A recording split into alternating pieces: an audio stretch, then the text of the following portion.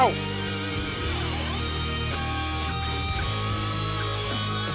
Oh boy. Oh boy. Oh boy.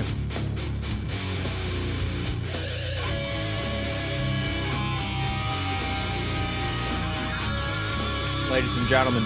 Ladies and gentlemen. Ladies and gentlemen. Oh, ladies and gentlemen, welcome to the stream.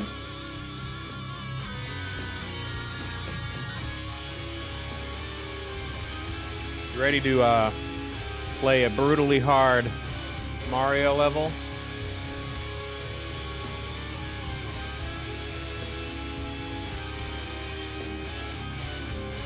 Are you ready?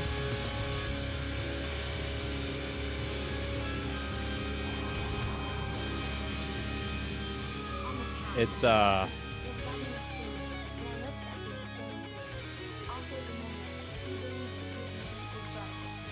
Let's fucking go, dude.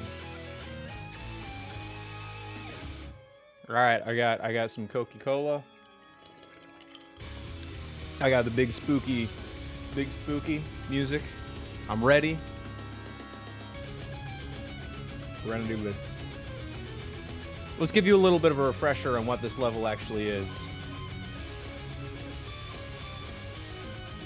If it wants to capture my Elgato, that'd be great.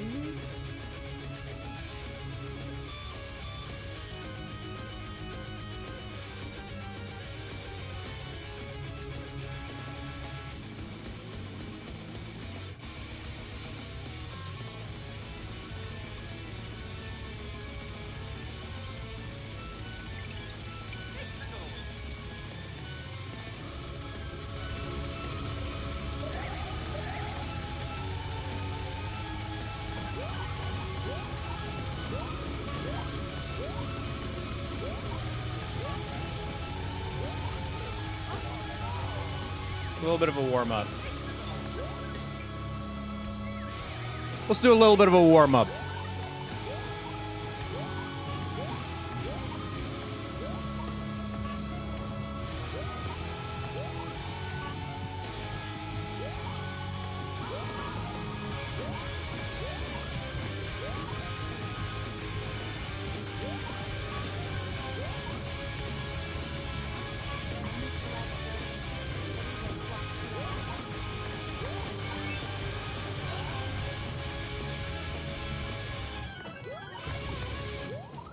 Alright, so basically each level is a torture chamber in which we have to survive against Yoshi.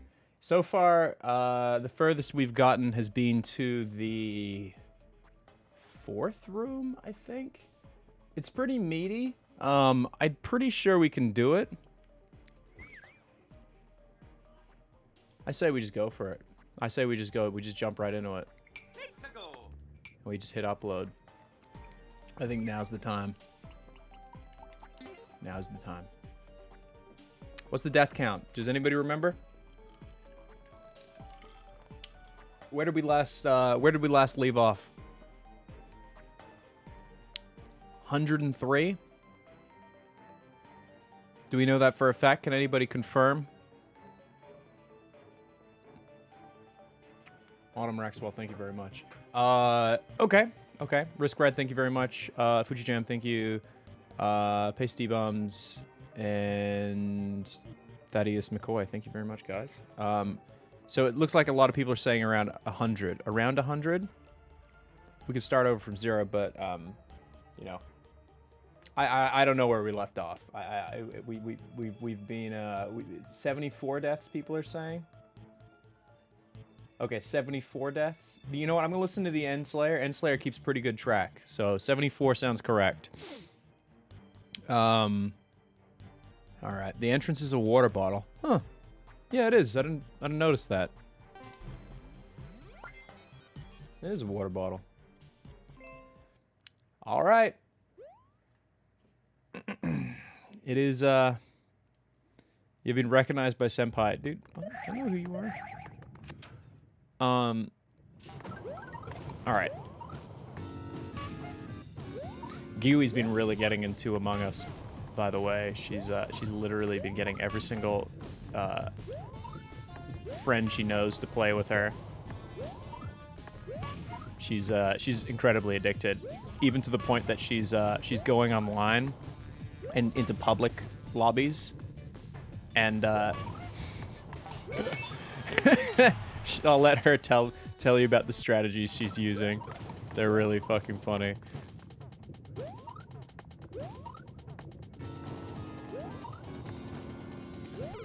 She said one of her favorite strategies was starting the game by letting everyone know her bust size.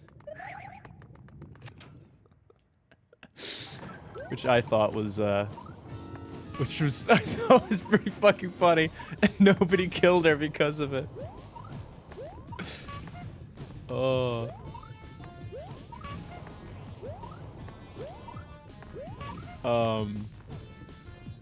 Funny shit. Funny shit.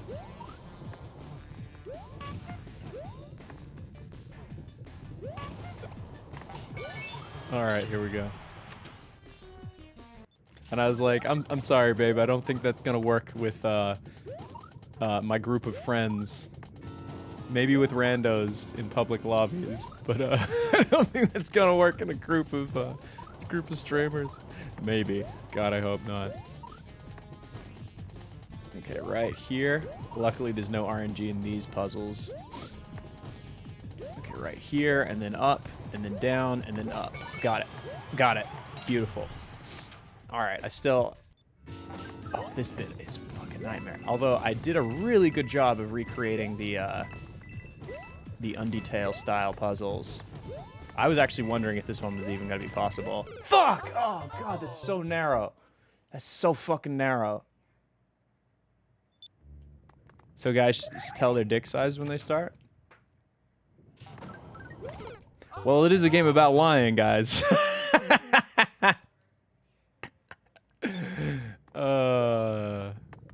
4 inches.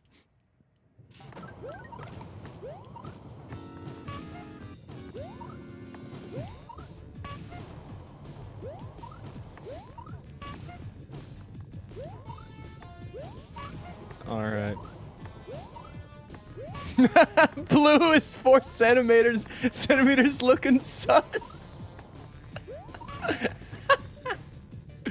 That'd be good. I love that. I love it. That's good. That's good.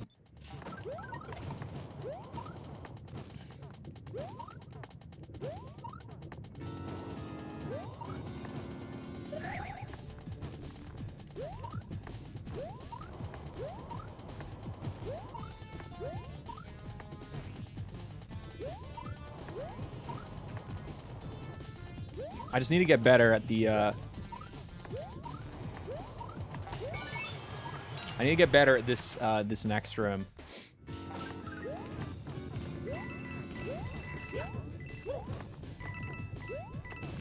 Oh! God, that is hard. Like, I know it looks easy, but the treadmill makes it really hard to get that jump right.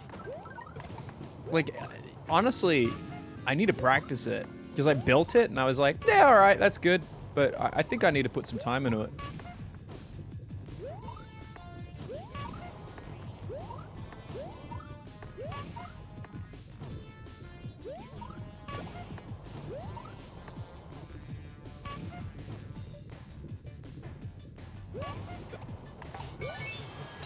Hell yeah. I've got these ones down. I got these 2 rooms down to a science. Like, I know the exact... I know the exact button inputs. Shit. Could be adjusted. I think, I don't know. I think I've got this down pretty good.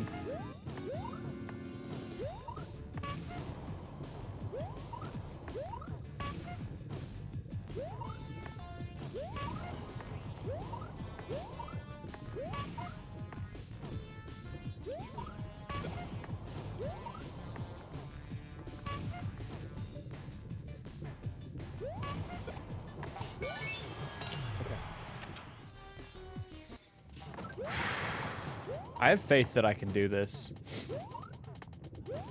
I feel like I've actually had really good success with this level so far.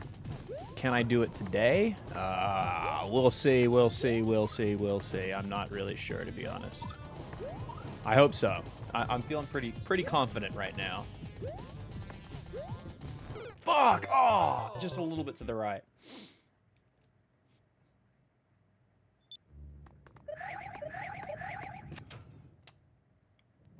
Goddamn. Goddamn.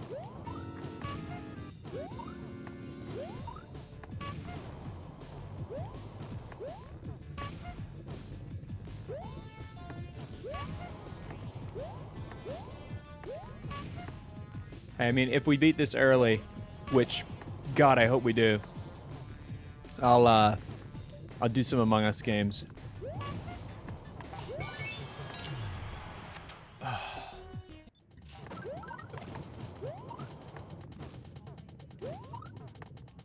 What level number is this? This is, I don't know exact number, but this is the 3rd level of World 8. So there's gonna be a level before this where you, where you kill Yoshis. Like, basically, every single puzzle will kill Yoshi. So if you probably remember my You Are a Monster level, that went kind of viral because people figured out ways to beat the level without killing a single Yoshi, basically creating a pacifist run.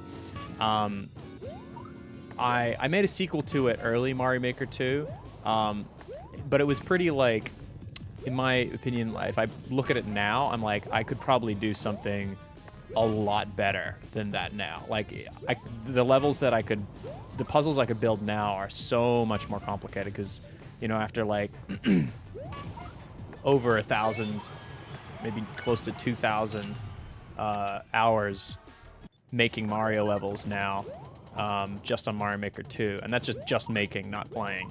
I'm pretty confident what I could do now is way better than what I did back when Mario Maker 2 first came out. So I'm really looking forward to doing another You Are a Monster. I think I could do some really cool ones. And I really do want to try and make it so the puzzles are... I'm still deciding if I want the puzzles to have 2 answers, like the last one I made. I might consider it. Oh, God! Damn it! Why am I fucking that up? No! Shit. You're doing great work there, Enslayer. Thank you. Appreciate it, dude. Thank you.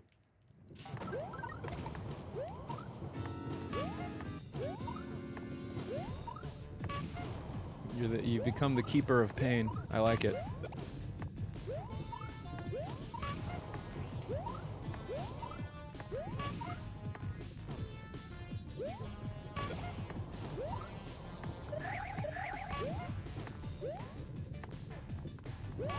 Hearing Gui in the other room theorizing who's killed who in Among Us is making me go like, give me a little like twitch of just like, I don't need it. I don't need it. I'm so addicted to Among Us, dude. It's crazy. Damn it. I'm so hooked on it. I'm so hooked on it. Pineapple Ross. I need to find a hair tie. I haven't been able to find one. I need to buy some hair ties on Amazon. Because here's the problem. Kipper loves hair ties. If you leave them lying around, he like marches around the house with them and then just loses them. And then we go clean or like move a couch when we're like sweeping and we find like bajillions of hair ties under the couch.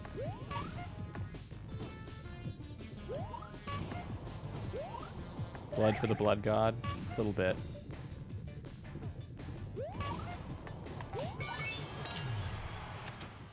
Yeah. We sometimes put hair ties on door handles. And, you know, you think like, oh yeah, hair ties on door handles, they're safe there. Nope. Kipper literally will... Kipper will find the hair ties on the door handles and jump up and pull them off, like paw them off. He loves hair ties. As you can see from the these chambers that I've built, each one is kind of inspired by the mini games and game design in Undertale, and that was that's a little bit of a nod because, you know, the level before this is about killing or saving, And then, but I'm gonna probably set it up so it's mostly like you gotta kill. Like there really is no choice. And if someone figures out how to do it, well, good on them. But they're still gonna have to go through this. So I don't know. I just wanted to do something interesting because I figured that I could do like a level and then a level that follows up that level, and that's something I couldn't do before. And I think that's just gonna be interesting to see how that feels. Like a few of my levels in the world, like they're a lot more cinematic. Not all of them do it, but like for instance, one of the worlds has a part where you kill the boss. You got this. Thank you. Ross. And they're on an airship, right? And then when you leave the airship, you see it. You run out of the airship on the underside of it, and you watch the airship like. You guys probably saw it if you watched the highlights, but you watch the airship like explode, and then by the end of the level, you end next to a cannon. So when you go back to the map, ooh, that sneeze is probably gonna kill me. No, it didn't. When you go back to the map, the airship crashes, explodes, and crashes, and then a cannon appears, and then you launch off to the next world. So like the level itself has that visibly in the level, and then you see it happen on the map. So it's like really, really cool. And that was intentional. I really, really wanted to do something cool like that. God damn it. And I think it works really well. I didn't do that in every level though, in every like boss level, but I wish I remembered to.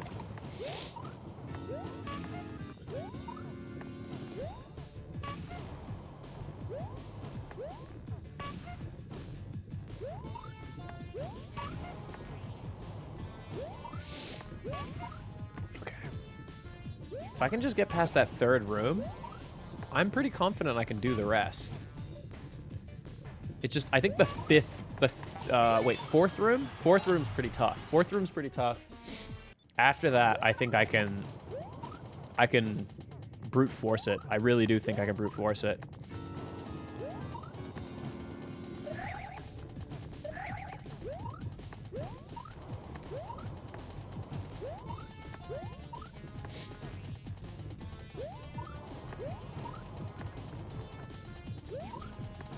I am genuine. Oh, I'm gonna be genuinely curious how many people are gonna be able to beat this. Practice the room will save you pain and misery. True, but I am getting better at doing the first few rooms.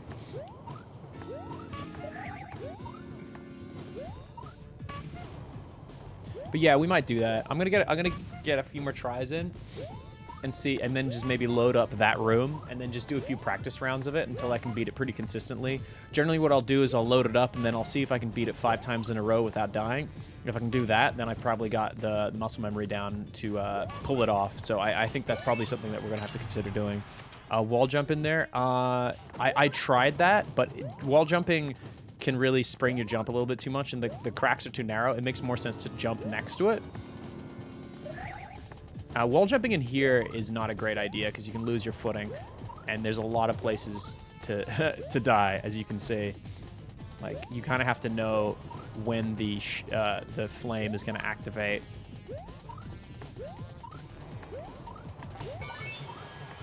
There, that's tough, but I got it.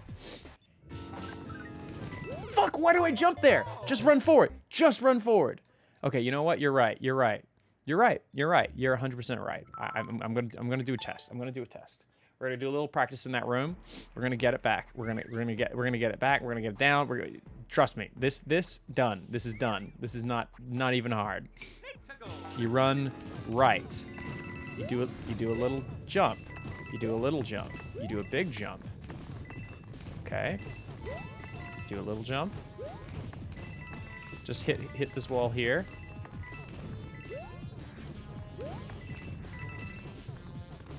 Oh, okay. Hold on.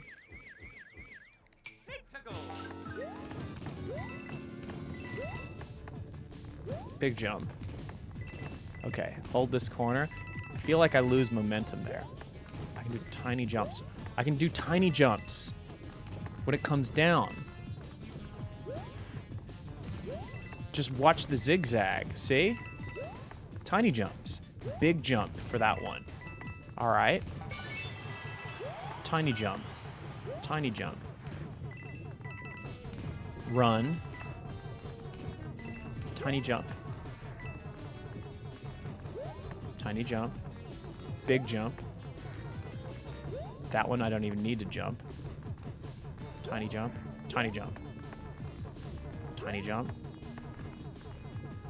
Okay. Big jump. Tiny jump. Big jump. Run through.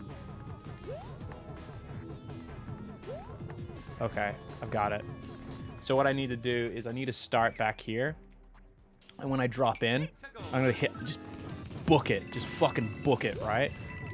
And then once I get to that other wall. Oh no.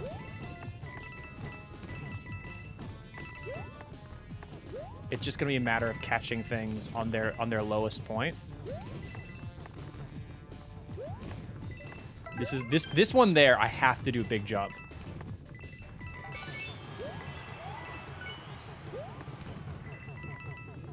Okay, so it's just hold right. Literally just sprint. The minute we hit that room, we run. We do not stop. And we got that. All right, I got it. I got it. That's what I was messing up. Making a new level? No, we uploading. Get your high YouTubes ready. You're here. You're witnessing history. You're witnessing this level being uploaded.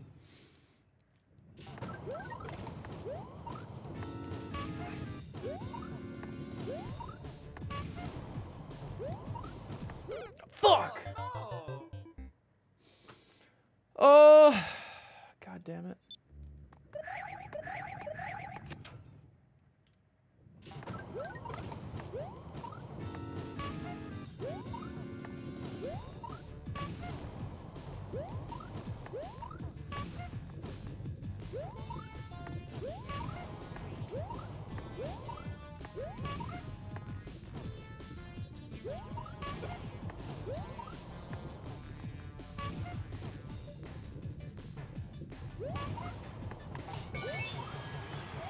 We got this.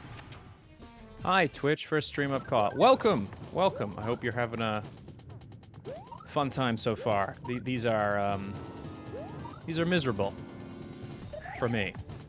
I hope they're at least fun for you. But I have a good feeling that we're gonna get really far with this upload today. I'm feeling confident. Because I've had enough time to sit on it, and I think muscle memory-wise, I can already see that I'm doing really good. There we go. Okay. Winner POV? Damn fucking right it is. All right. Little jump. Little jump. Big jump. Little jump. Okay. Big jump.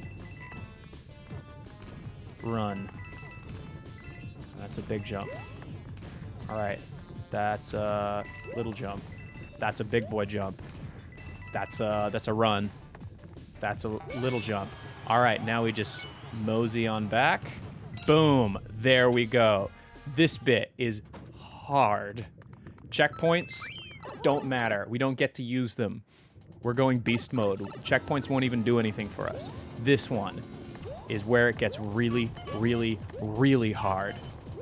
Okay, if that Hammer Bro stomps on the ground while we're on the ground, we're dead. Basically, it guarantees that we'll be pushed into the saw behind us. So we have to be very quick on our feet. We also have to avoid the missiles. No! Oh, that was a hair. That was too close. I didn't like that. I didn't like that. I didn't like that. Okay, okay. No! Oh, shit. That was so close.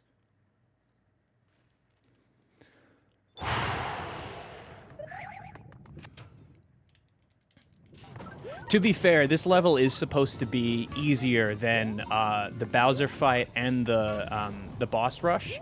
So if I'm having this much trouble, but I'm getting that far already, that's a really good sign. It means that I think that this percentage will be 0.2 to 0.3. That's my guess on completion rate. And if I could get that down, that would put it That would put it just being a little bit harder than Companion Spring Forever, I think. I think that would add up to being a good flow. And I like to keep my levels easy to hardest every time a new world starts. Sometimes I even put easy levels into the first level. I will generally make it an easier level, just to give people a little bit of a, you know, vacay on the, you know, like, so just when they start a world, they're like, oh no, I'm still good, I can keep going, and then I throw the hardest stuff at them. That's generally how I approach the levels.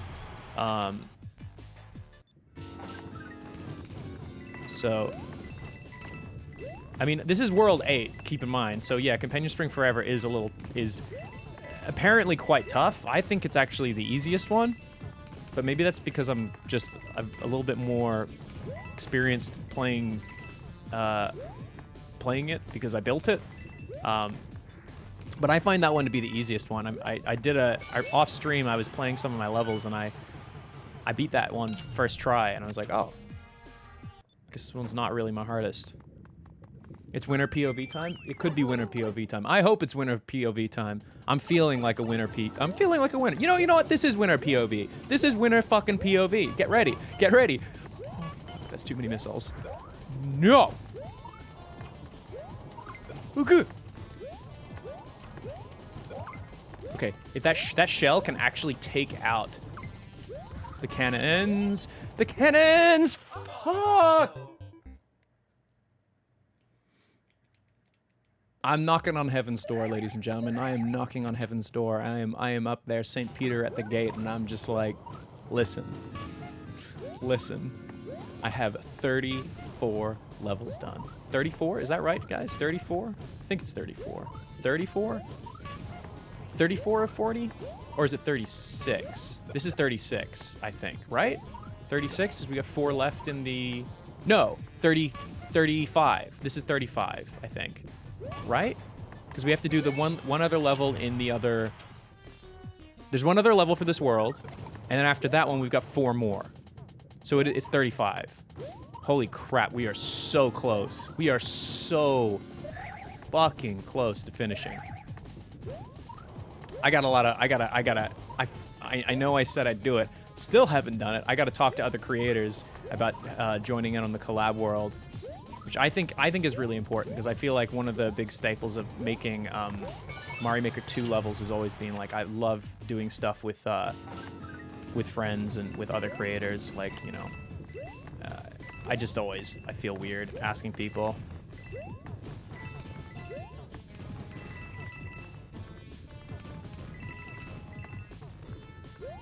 Okay. Let's see.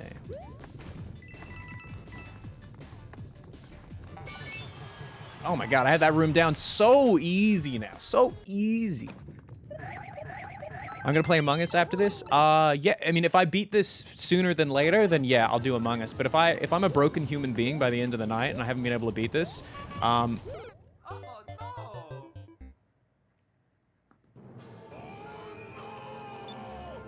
then we'll see what happens. We'll see what happens. I'm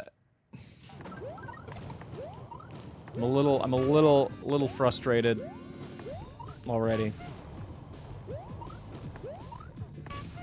Look, if I try for 3 hours to beat this and have no luck, or I get to the last room and I die, and then I go play Among Us afterwards and I get imposter, and people say, "Are you the imposter?" I'm probably just gonna be, "Yes, it was me. I did it."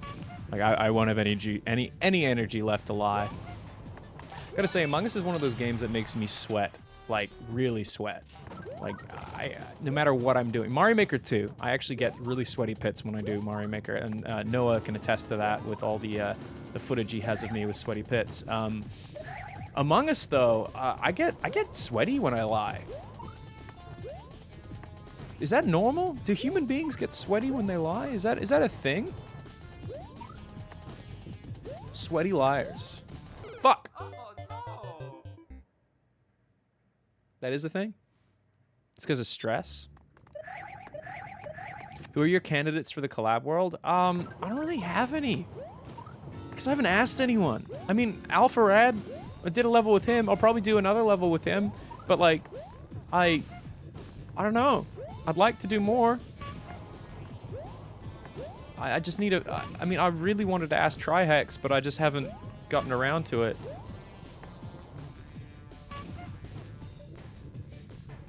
MatPat? I mean, I've talked to MatPat over Twitter DM, but we don't really know each other that well. I would feel weird imposing on him. But I mean, if he wanted to, I'd consider it. I just don't... Has MatPat ever made a level before?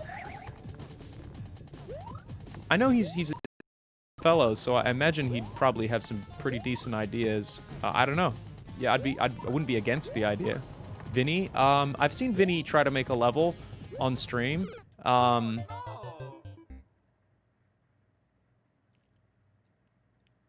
It was a level. I saw him making a frog level, like a little cute frog level.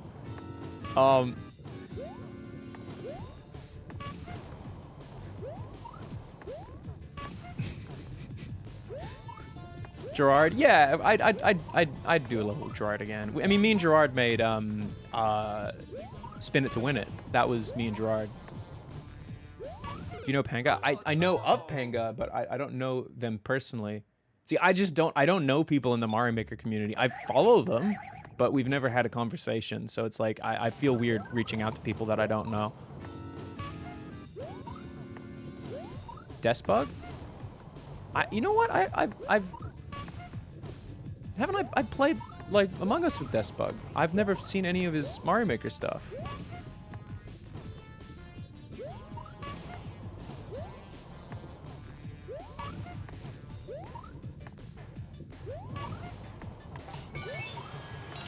Huh.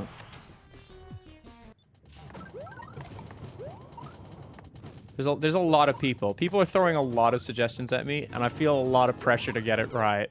That's the scary thing, you know? How many deaths? Enslayer, what were we at? 99? Oh shit, we're about to hit 100? Alright.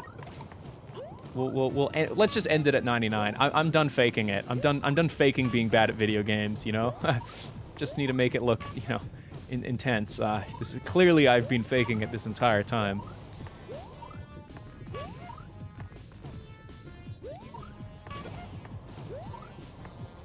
It's 97? Okay. It's 97. Are you sure? Enslayer seems to keep pretty good track.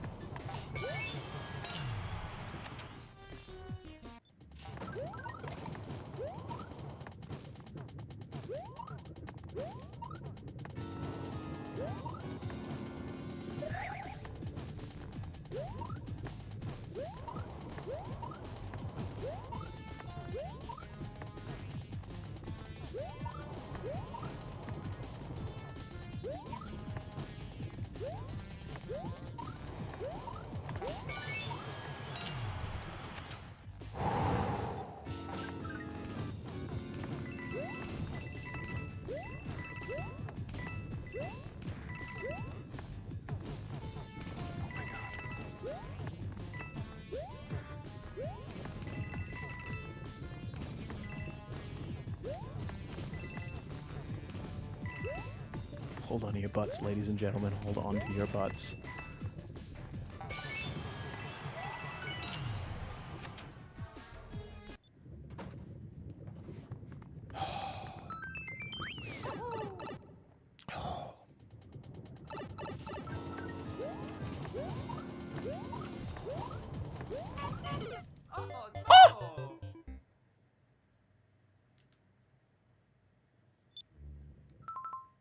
Shot before it dropped. I've never seen that happen. It hadn't even finished dropping. It was in a fucking smear frame. And then it killed me.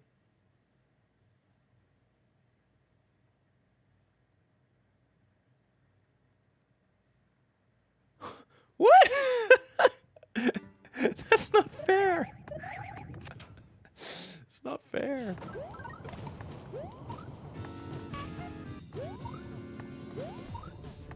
I think that the cannons... Oh, God. I think the cannons fire depending on, like, where you're standing? Oh, man. The smear frame is too powerful. Apparently.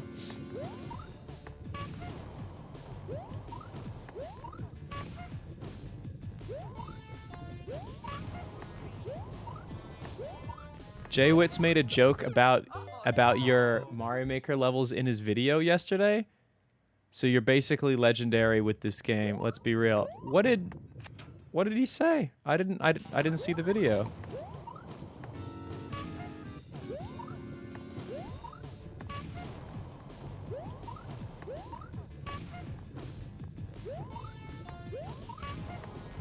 Trihex said he wants to play my world. Oh, that's cool. I'd love to see it.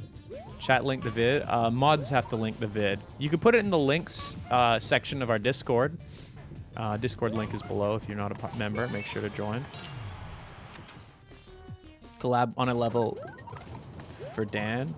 Well, that depends if by the time this comes out, are they... Yeah, I don't know. How would a woodchuck chuck if woodchuck could chuck wood? 7. Ever had a ranch burger? No, I'm not a big fan of ranch. He said never play Ultimate Chicken Horse with Rubber Ninja. Well, you know what? That's valid. That's valid. I'm aware of what Ultimate Chicken Horse is. I have played it once. It was interesting. It was pretty cool. It was pretty cool. See the dogs in Sea of Thieves? You know what? I did see that update. It looks awesome. Giwi got super excited when she saw you could have a greyhound. Giwi grew up with greyhounds, or what are the smaller greyhounds called? It wasn't a greyhound. It was a whippet. Yeah, a whippet. She grew up with whippets, and she had a whippet named Gobi who passed away when she was younger, back when she was in college, and she misses Gobi dearly. So I pointed out that they had a greyhound in Sea of Thieves, and she was just like, oh, she's so excited. She wants to get one. So, oh no, I need to wake up. Why are pirates called pirates? They just are. Oh. Tell her the secret of Evermore has a greyhound as a playable character. I don't even know what that is. Whip it. Whip it real good. Well, you know what? I think if we get a dog, I would definitely be down for considering a whippet. Because I hear whippets are absolute weenies. Like, they're total bitches when it comes to, like, being in trouble and, like, you know. And the reason I say that is because we've got 2 cats. And if you have a cat who doesn't want to be bothered, aka Orf, you know, like Orf is a grumpy man at this point. Like, Orf doesn't want to be bothered by Kipper most of the time. He just wants to sleep and, like, roll over and eat food. Like, he is a lazy cat. He's a Garfield, you know? But if I get a whippet, and, you know, that whippet wants to play and goes near Orf, and Orf, like, bops him on the nose, that dog's never gonna go near him again. Never go near him again. Like, I hear they're absolutely big babies when it comes to confrontation.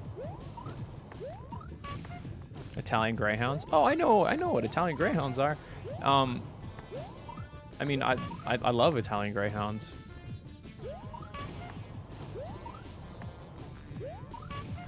Raid Pokimane? You know what? She could use the views, right? You're right.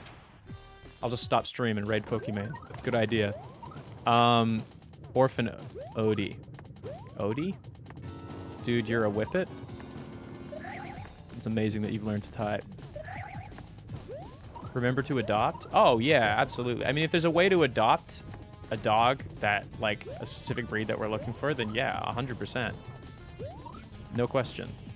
My parents actually adopted our last dog, who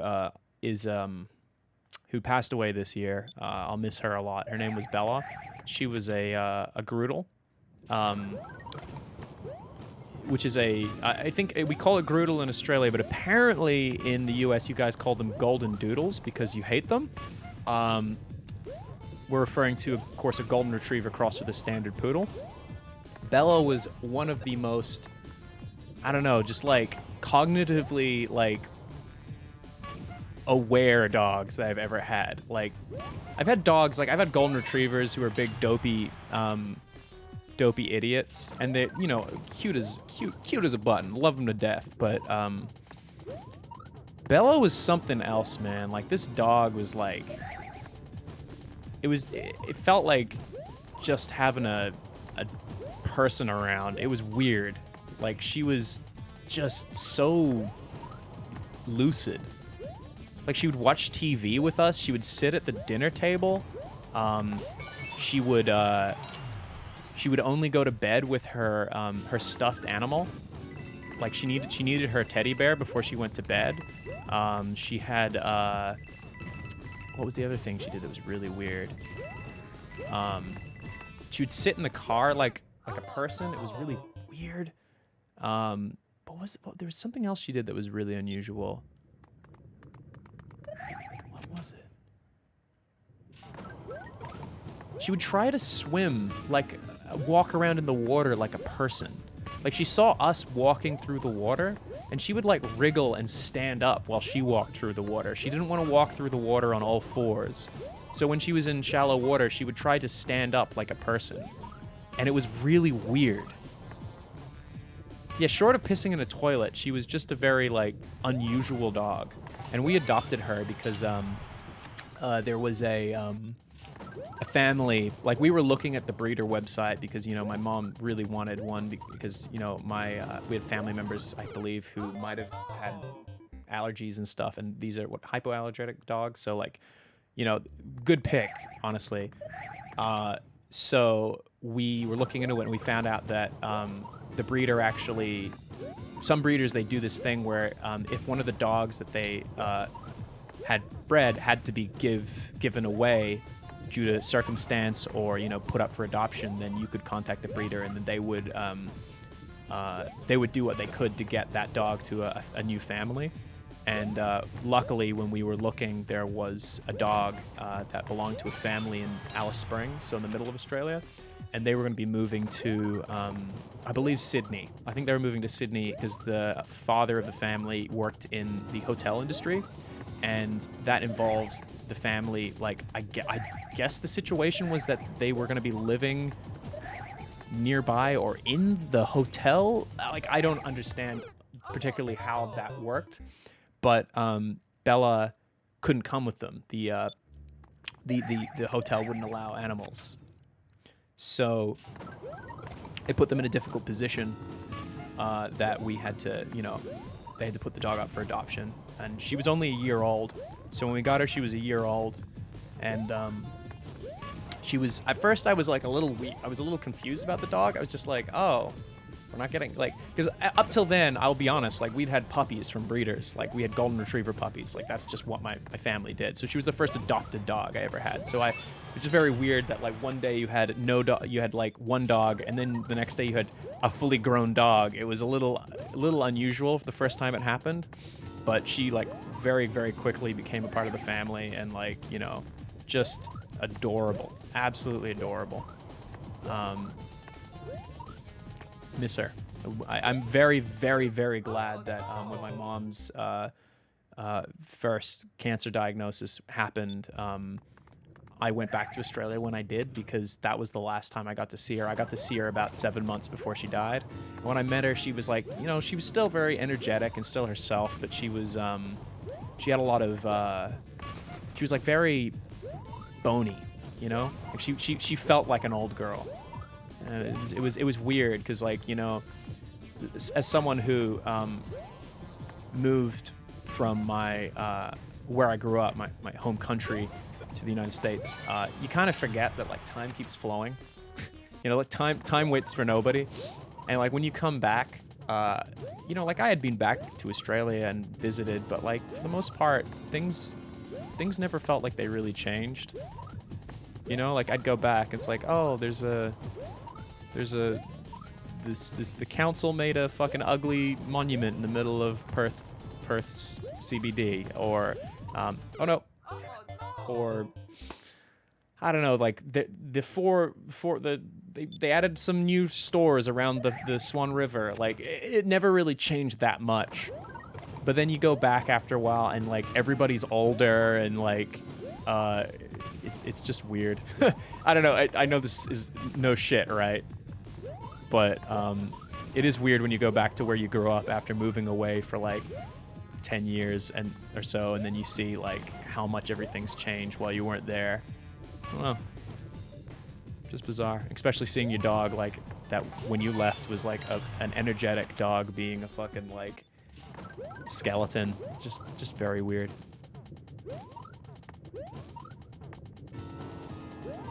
All right. Okay, I think I've got this. Sorry, I really went on a tangent there.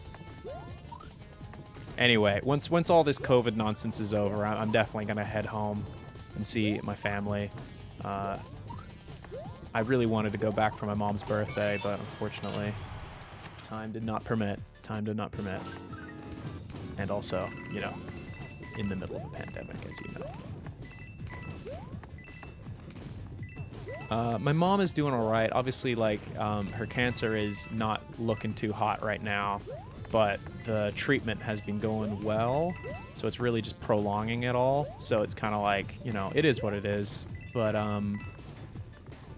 she seems to be doing good. She seems to be doing good, which is great. Never apologize for dog stories. Fair. Fair. I love a good dog story.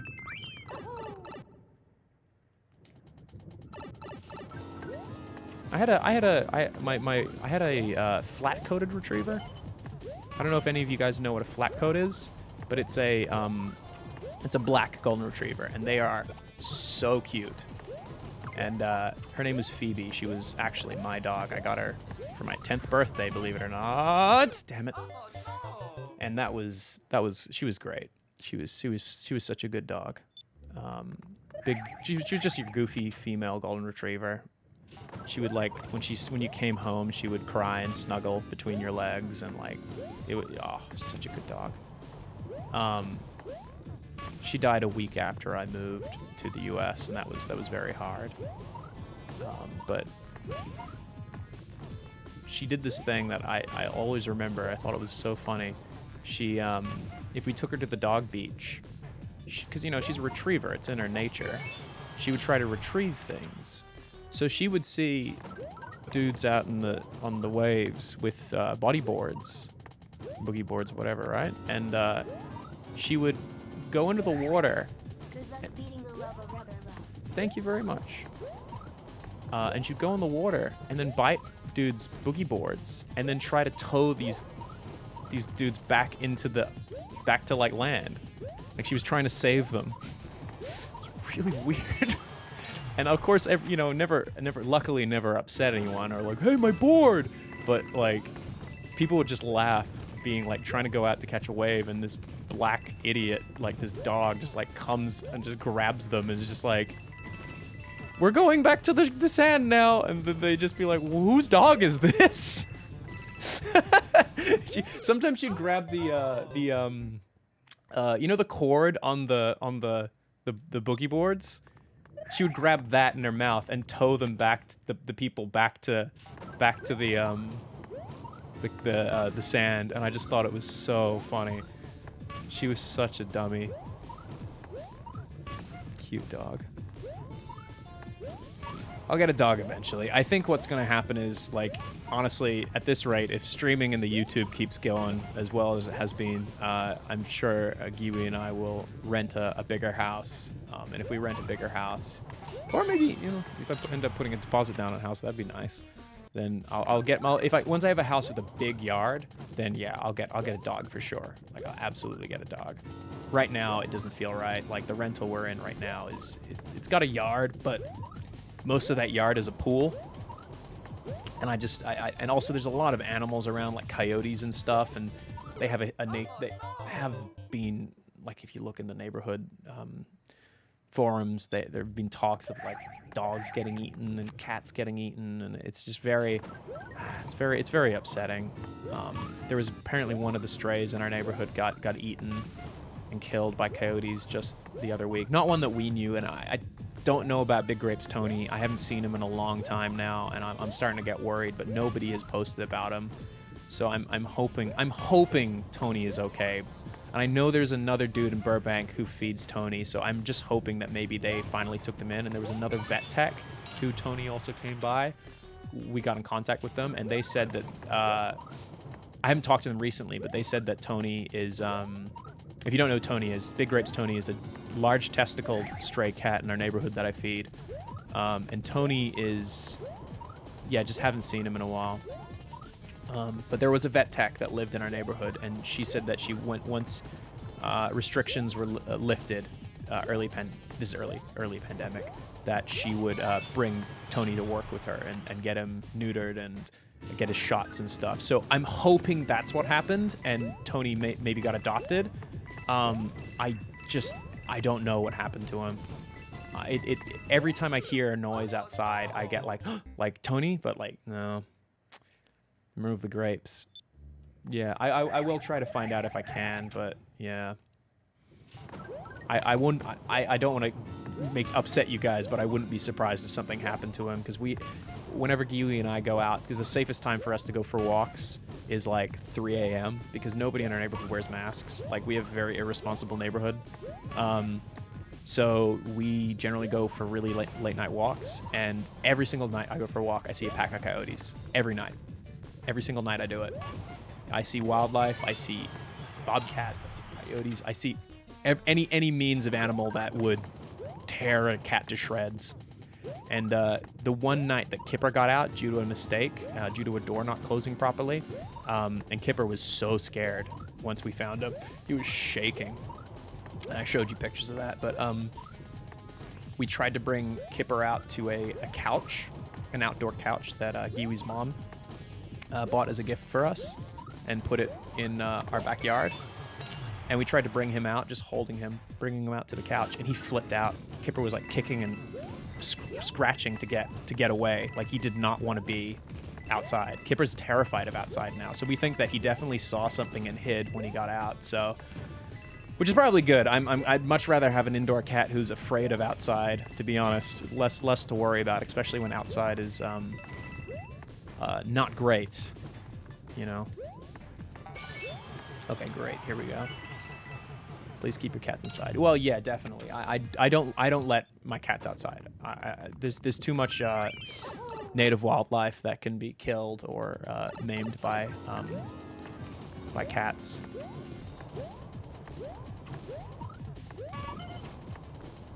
And you know, we would have brought in Tony, but you have to keep in mind there's a lot of irresponsible. It would be very irresponsible for me to bring in Tony, because stuff like feline leukemia is contagious. So, and most outdoor cats, strays, have feline leukemia. Like, that's just like a guarantee. So, oh, that was so bad. So we just have to be careful, basically.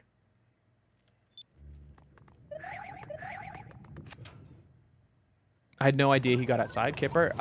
No, I talked about it on stream the day after. I don't think I posted it, but it was for a short time. Like, Giwi was heartbroken when we couldn't find him. And the weird thing was, we came back from a walk and like the back door was open. And Orf was just sitting by the door. He was really good. He was like waiting for Kipper to come back, but Kipper had just bolted. He was hiding in a bush somewhere. When we found him, he just wouldn't communicate. But I mean, he's fine. He's just really scared of outside now, which honestly, put the fear of God in his heart. God damn it.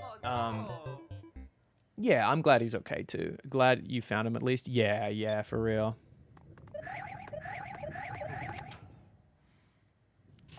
See, when Orf gets out, he just like rolls on the concrete for a little bit to get some heat. And then he will roll around in some leaves, and then he wants to come back inside. Like, Orf doesn't go anywhere. Also, I don't think he could, because he's large. He's a large boy. One of the horses at a barn I worked at got attacked by a coyote. Aren't horses like pretty, like, I know horses are big, but aren't they kind of delicate? Like, if they get like a broken bone, don't they most of the time have to get put down? Or is that just like a fucked up practice they do at like horse races? Like, how does that work? I mean, obviously I've never owned a horse. They're very delicate. Yeah, that's what I thought. They don't look delicate, but I hear they are very delicate animals. In the wild, for sure. That's sad. I actually really like horses. One Christmas, I actually spent, believe it or not, with Aaron's family. Because obviously, like, my family's really far away, and if I'm not going to go home for Christmas, sometimes people will offer to have me over for Christmas, which is really nice. And one year, Aaron and Susie had me over to Aaron's parents' place for Christmas, and Aaron's mom, as you might have heard, has horses, and I got to help her, like, and, you know, just hang out while she cleaned pens and stuff, and it was really nice. It was really nice. The Hansons had a bunch of lovely horses.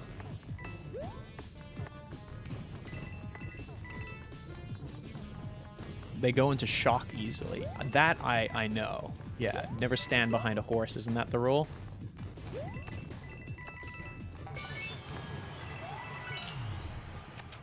Any wombat stories? Not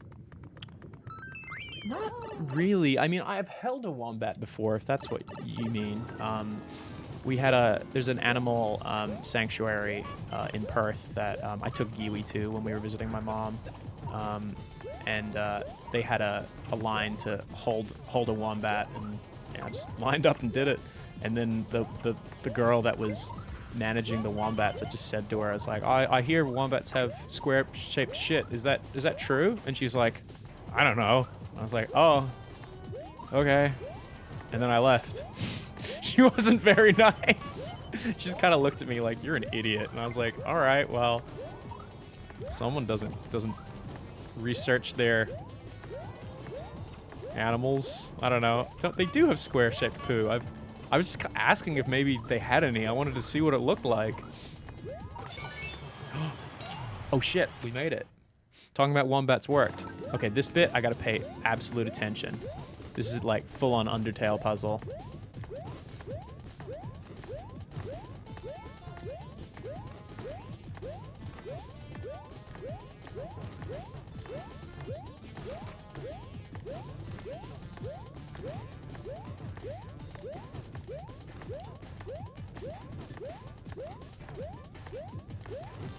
You gotta jump because the ice won't will make you lose your momentum. Oh shit, I think I got it. I think I have it.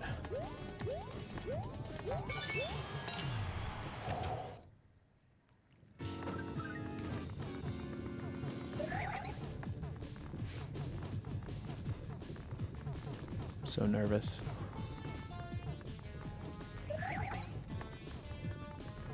One more jump and I'm at the boss.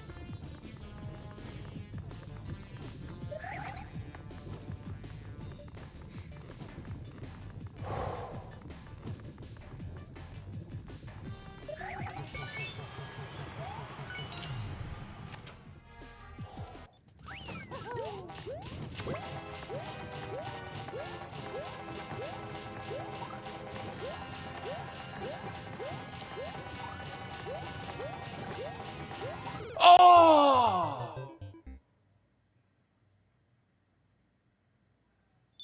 Damn.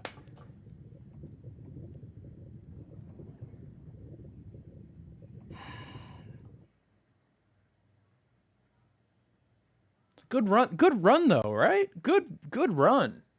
Really good run. I got this down.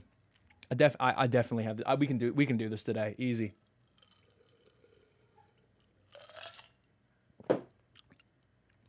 Regroup chat. We got this.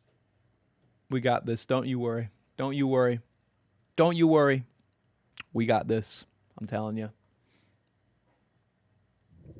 My hand's shaking kind of. It's not too bad. It's not the Bowser level bad, but like you can see my hand starts to tremor when I start to panic. It's like really minor for this one. I think I got it. I think I got it.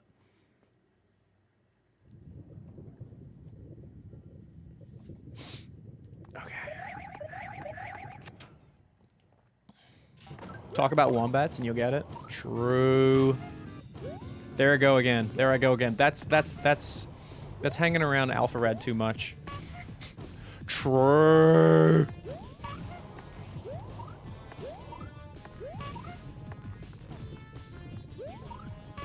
Fuck. Oh, no.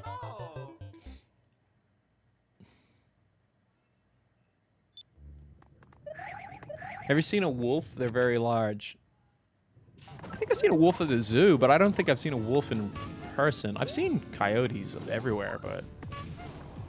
Like, I hadn't seen a deer until, like, 2011, and I hadn't seen a squirrel until 2008. Because we don't have either of those in Australia. We have weird things, though. We got camels. I don't know why we have camels in Australia. I don't think they're native.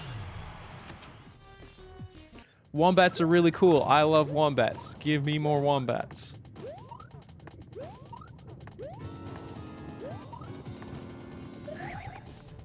Crocodiles? Yeah, I've seen crocodiles.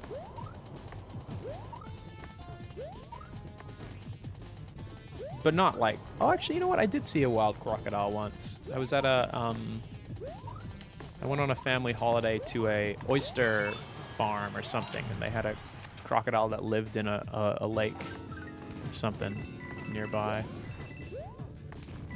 I think I saw him from a distance on a boat. Big boy. Big boy.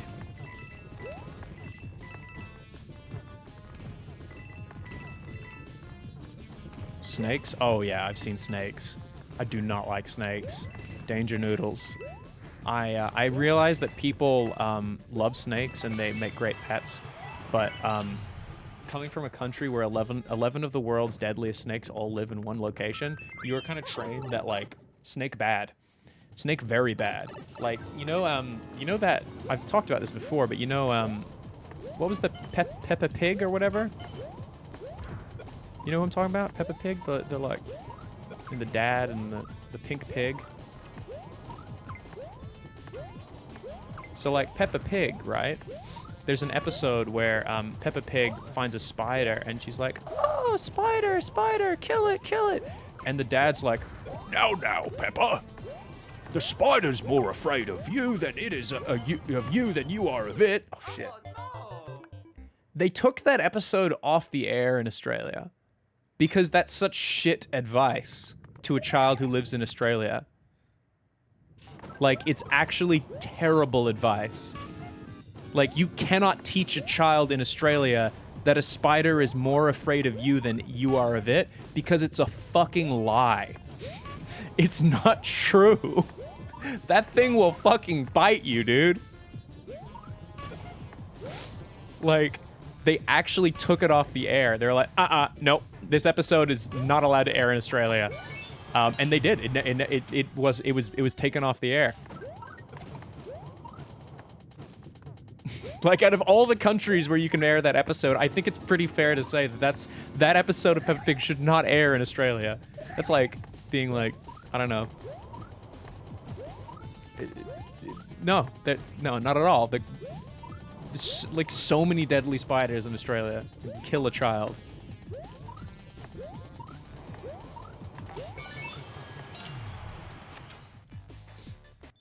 Spider propaganda. Yeah, Peppa Pig is made by spiders.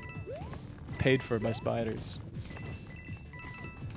The spider agenda. Pushing a spider narrative. Ooh, I thought I died there.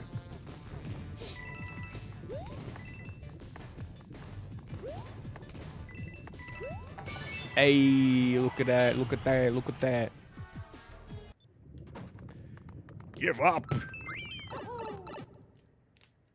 You ever seen a large flying cockroach? I don't like cockroaches. I think cockroaches are disgusting. I don't even know how WALL-E made me like cockroach, or like think cockroaches were cute for a moment.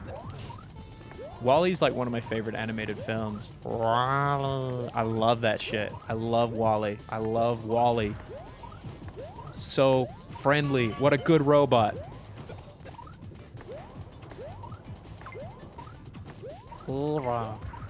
Fuck. Oh, no.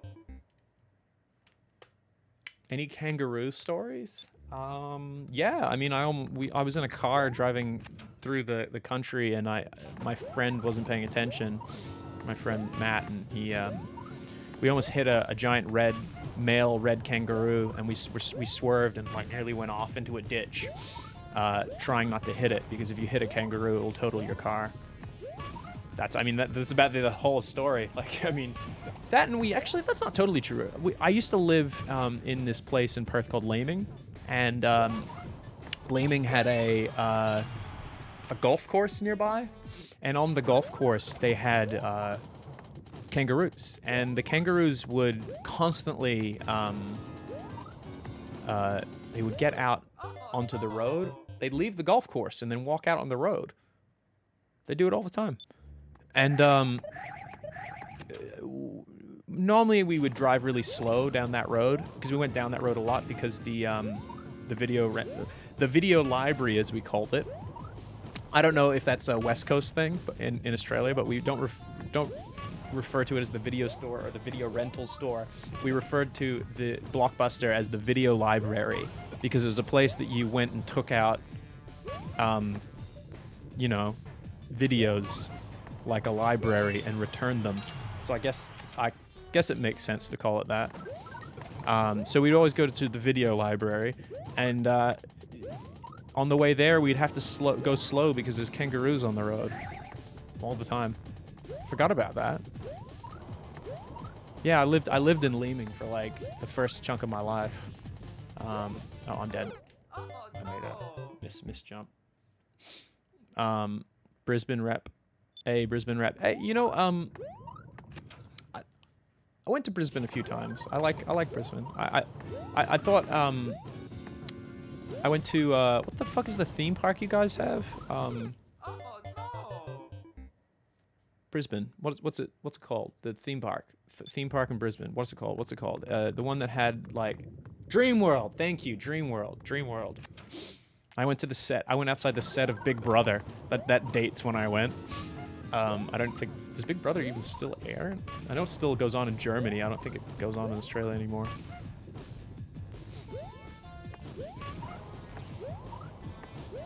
Dream World, Movie World. Yeah. That's what I'm talking about. Went there with my friend Nandy. We went there like, God, what year would that be? Couldn't even tell you. Early 2000s. That was good. We still have Big Brother in the U.S. Really? I had no idea. I don't really watch TV. Like I watch internet. I watch like YouTube, and I watch Twitch.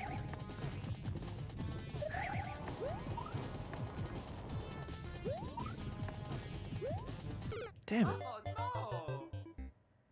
Damn it. What's Big Brother? So it was a show where you had a bunch of contestants put into a house, and imagine if the house was like a streamer house, but like nobody was allowed to know what was going on in the outside world. Like they were actually in quarantine, basically, and they weren't allowed to know what was happening in the outside world. They just had to live in a bubble, basically, and people were voted off by popularity in contests and stuff like that. Like that's Big Brother. I remember there was like some controversy over it in Australia, because like they had like Big Brother like uncensored or something, and like we used to sneak watching episodes of that on Channel 10 when my parents weren't looking, and it was so horny, dude. Like, and then like the government was like, it's despicable, they shouldn't be allowed to air this, and blah blah blah, and like real adults don't talk like this, and blah blah blah. But like going back and watching it, it's like, oh no, real adults totally talk like that. Real adults totally, they absolutely do. It was a bunch of crotchety old politicians being like, who maybe have sex with their wives, maybe like, I don't know, once every decade, like telling us how young people talked and how we talked about sexuality, and they decided that so stupid. Boomers, family values. Yeah. I gotta go, Russ. I need to get ready for sleep. I give you a kiss on the forehead. Good night. Sleep tight. Don't let the wombats bite. They're out there. Was the worst shit, yeah. I think they actually got rid of the uncensored bit because they had like the normal Big Brother running. Oh, hell yeah. Oh, VR? Awesome. What was I gonna say? Yeah, no, I don't know. Anyway, they had two separate shows. They had the uncensored one and then they had the censored Big Brother. VR? Hell yeah, dude. I actually got my my VR model working with full face tracking using the VTuber software. V-Face something. My friend Kimple was helping me rig it up. I saw that, Ross the VTuber. I mean, there were some people were pretty like receptive to it, and I think that's because like it's not just something that I've just decided, you know, like, oh, Pokemon's doing it, I'm gonna do it too. I've had a VR avatar for like ever. Like some of my earliest streams here were being a VTuber Jace. Where I'd walk around and I'd talk like this and I'd be like, ah, oh, fuck you, you know, like you'll remember that. I was VTuber Jace in 2018. You know? I was the first person, me and VR Cakeman and Ryan from Super Mega and two other lads, we were the first people in VR chat to use full body tracking to get an entire Ginyu Force together to do the Ginyu Force pose. Like that's how long I've been doing like VR shit. So it was just literally taking my now custom model and porting it, and VTuber Papyrus, that's right. And then it was just a matter of taking what I'd commissioned from Jinamu and porting it over to the VTuber software. Because normally what I do is it's all captured through a helmet. And I think most people were like, oh yeah, it's not really alarming that Ross is trying this out, considering he already has, you know, he's like waist deep in VR. Like, that's not really unusual, I guess. VR talk show. Yeah, I wanted to do something with VR. I've had some pretty interesting ideas that I want to experiment with, and I'm down with talking to you about them. I'm maybe a little worried that someone might try to steal the idea, but I think that the technical difficulties of pulling off what I'm thinking about doing is so complicated that I think that most people would just hear the idea and go, oh. I'm currently looking at doing, so as you probably know, Giwi and I have you got a Leap Motion hand tracking? Yes, I've already ordered it. It's coming, the avatar is rigged up to have it, and I've got it on its way right now. It's coming in the mail. I wanted to do that because I could use my tracking pucks for the Vive, the HTC ones, but the problem with those is they have a shorter battery life, and that's not, that wouldn't be good. It wouldn't be good. So using the Leap Motion as a USB device, so I don't actually have to worry about it running out of battery or anything like that. Damn it. But what I had in mind was, as you probably know, Gibu and I have been doing like N64 games and stuff. We haven't done it in a little while, but I would like to do it again. We did a playthrough of Pokemon Snap where we beat the entire game, and that was really, really fun. We need to finish Kirby and the Crystal Shards. Anyway, I've got some really cool ideas of what I want to do. Basically, Aaron, thank you very much. With the help of Kimple, I have figured out a way that we can do two VTubers on screen at the same time, captured simultaneously next to each other on one stream. It's a very complicated method using a local area network, but basically what I'd be able to do is I'd be able to have Giwi captured, her avatar captured, and my avatar captured, and then we'd be able to play, as a couple, like retro games on a couch next to each other whilst all our motions are captured and put up on screen. So, and I haven't seen anybody do this yet.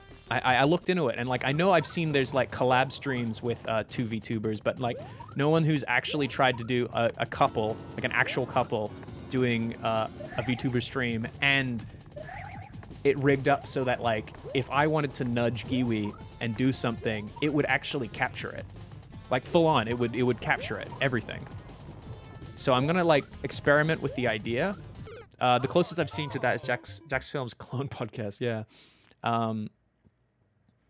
Fucking awesome. Please do this. Yeah. So I actually, I asked Kimple about the idea, and Kimple said that there are ways that we could run a clean feed of her avatar being captured on the other computer, the Giwi's gaming computer in this office that's behind this computer, and then run that as a clean, like a feed, and the audio feed of Giwi talking. Thank you. Eventually, yeah. So that it would be captured in my OBS, and then essentially that would be rigged up perfectly. I think it's doable. What's my inspo for the VR, my VR character? So it's a combination of things. Like, I love monster girls, so I figured I'd be a monster boy. The outfit is obviously inspired by Dragon Ball Z, and that's because early on when I did VR content on streams, which I'm not sure a ton of you were around for back in the day, but what I would do is I would, like I said earlier, is I would pretend to be Jace from Dragon Ball Z, and I had a bunch of other people who were part of the Ginyu Force, and we would run around and be fucking fools and do the poses and stuff, and it was a lot of fun. And I would put on a Bogan accent. I was doing the original Jace voice, but then it kind of devolved into just being like a Michael Cusack sounding, Bogan. So that's essentially what happened with that. Ooh, here we go. Really got me into VR. Hell yeah. So because I did that Ginyu Force stuff, I really wanted to have like a slight nod to my time doing that. So the red skin started as Jace from Dragon Ball Z, because he has red skin. But then obviously I've been doing a lot of Monster Girl stuff and whatnot, so I was like, oh, I'll just make my character a monster boy, and that means I can keep the red skin because he'll be a devil. And yeah, it made sense. It like all lined up perfectly. And I figured I'm a huge weeb, so like wearing a Dragon Ball hoodie wouldn't be that weird. So I designed that hoodie to be like a just a general, like, it could be Dragon Ball, but maybe it's not. Like, I could sell that hoodie without any licensing issues, basically, if I wanted to.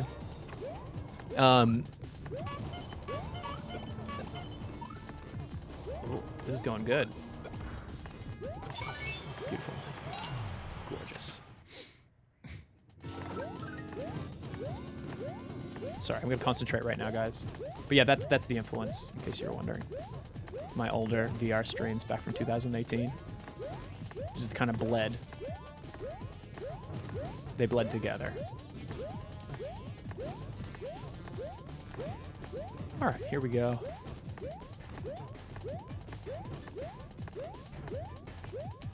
Really close. I can feel it.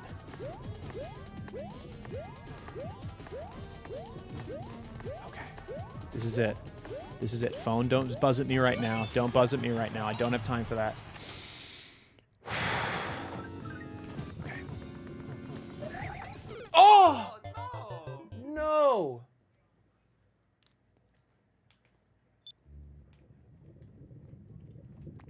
All right, phone, what do you want?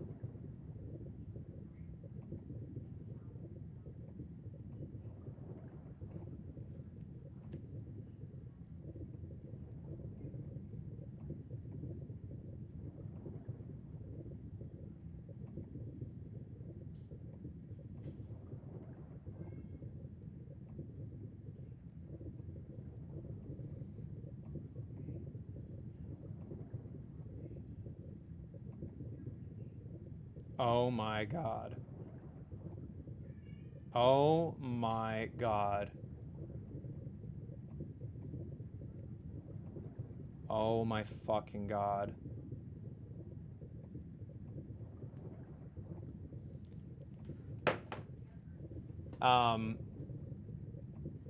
Babe?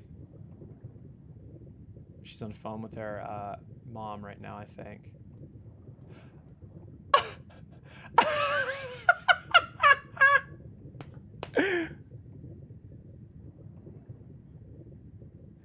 I'll show you. I'll show you.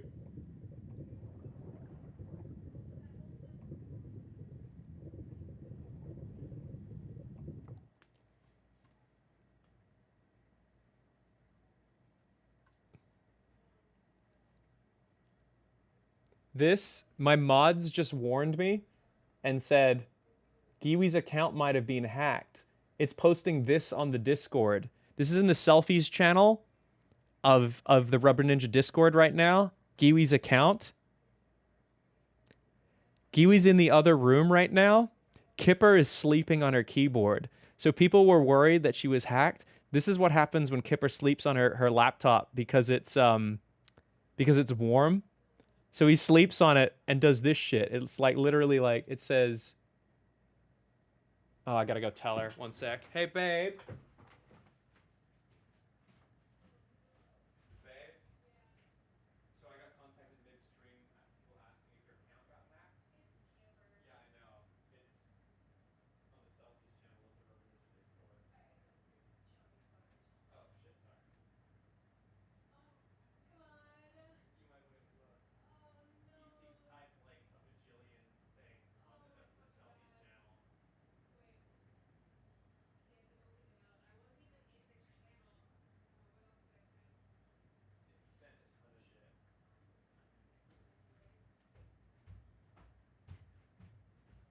It was Kipper. Yeah, confirmed. It was Kipper. Kipper hacked her account, guys. Kipper the hacker. She's like, are you fucking serious? Amanda, our mod, just sent me that message on Discord while I was playing. That's what that buzz was while we were trying to beat the level. And I was like, not right now, not right. So I die, I look, and then she's like, I think Yui's account got hacked. And I look at it, and I'm like, it's Kipper. It's Kipper. So if you go to the Discord right now, you'll find Kipper. Kipper hacked her.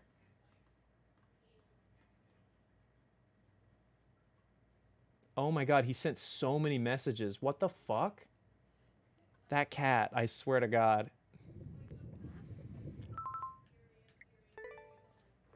That's really funny. Oh my god. My hair is amazing. Thank you. It's quarantine hair. I made it myself. By staying inside and being a goblin because 2020 too scary. Oh, okay. Next, if I die, I'm gonna go take a dump because I need to make bears, dude. I gotta go to the bathroom.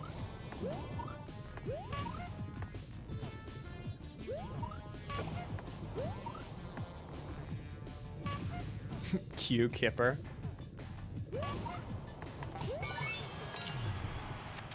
You buzzed your hair for quarantine? I thought about it, but I figured I've never grown my hair out. So I was just like, yeah, why not? You know, I'll give it a try. See how I feel about long hair. I will say I had to learn how to rise out of water because I tried to get in the pool, and every time I came out of the pool, I came out looking like Cousin It. So I was like, oh, I can't see. So then what I did was I asked Eva, I was like, well, every time I come out of the water, I'm like blinded by my own hair. And she's like, you gotta come out of the hair with your head up. And then I started doing it. I felt like I was in like a hair commercial. You know what I mean? I've never had that problem before.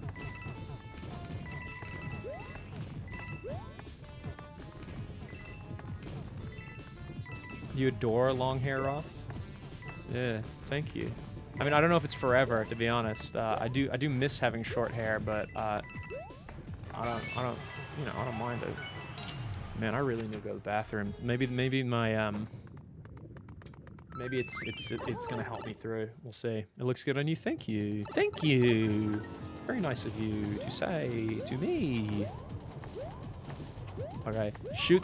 Stop trying to. Oh fuck! All right, I'm gonna bathroom. I'll be right back. What the fuck is this level even? Think Undertale, but Mario. I'll be right back. Dashi Benu, thank you very much for the tier 1. I appreciate that. And Yabi Trenti, thank you very much for the tier 1. And Nightbird, 1014, thank you very much for the prime. Have I missed anybody else? All right, I'm gonna go bathroom break real quick. I'll be really quick. You guys are gonna be shocked by how quick I will be because I think I've you know, I'm not gonna say it. It's fine.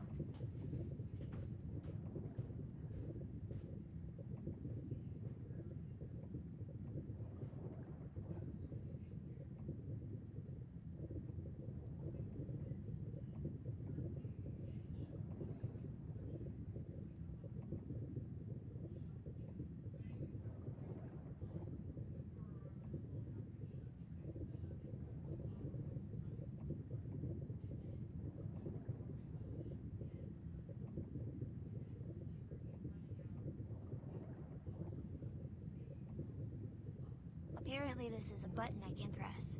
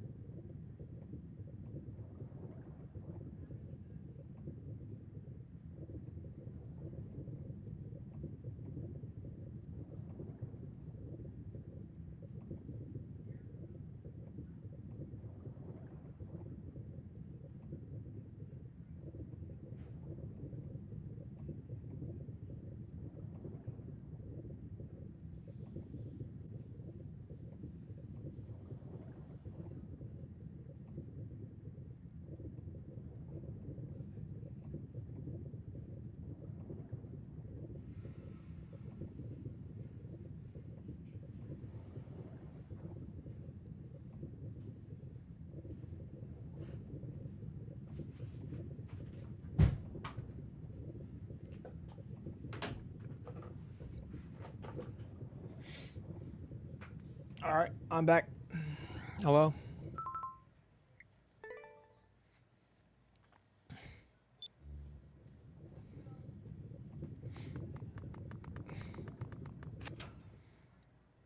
Alex, stream stuff. Thank you very much for the 7 months, my dude.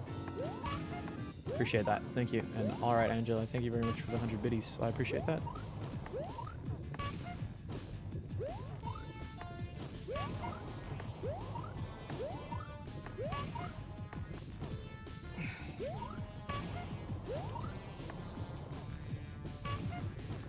That's as fast as Sonic.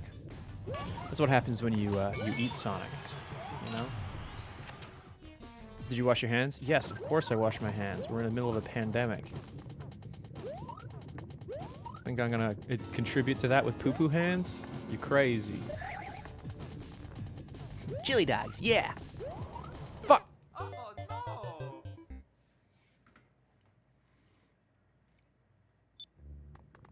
Ross, why is lip syncing so hard? Because it's something you gotta do frame by frame. Metroid Fam 220, thank you very much. Appreciate that. You can always use symbol animation to do it. Adobe Animate or Flash has automated lip sync features now. It's not spot on. It takes a lot of configuring and fixing, but it does exist. I think I believe, if I remember correctly, it's done by using a movie clip and then putting all the mouth shapes inside of it and then telling it to grab the frames according to syllables and then yada yada yada. But you look it up. There's processes on how to do it online.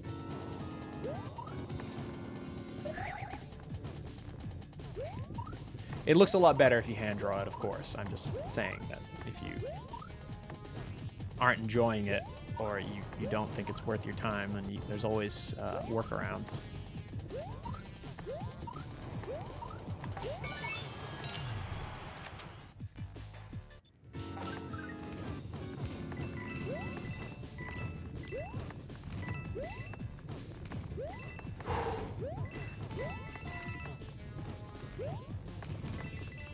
Hands itchy.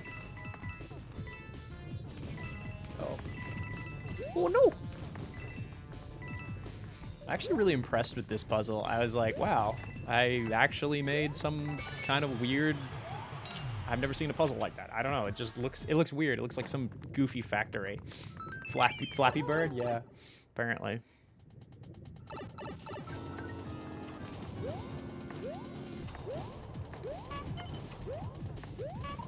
Oh god.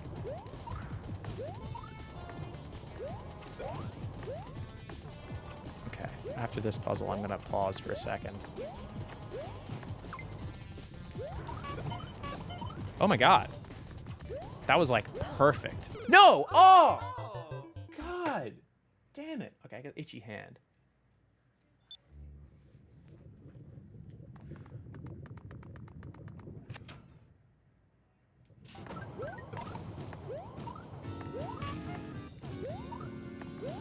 You had to say something.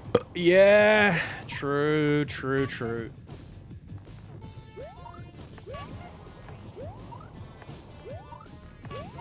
Well, at least we've gotten to the boss. That's a good feeling.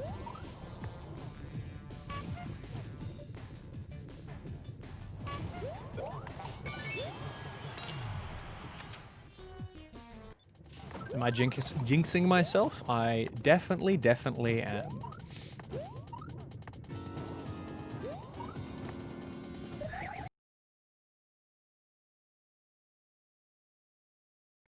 Oh, unfortunate. I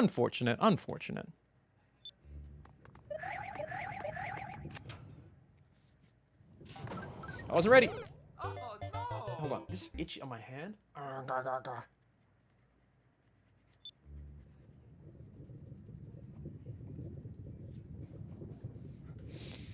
All right.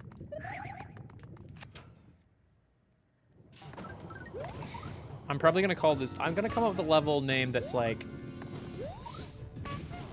he is the monster or something.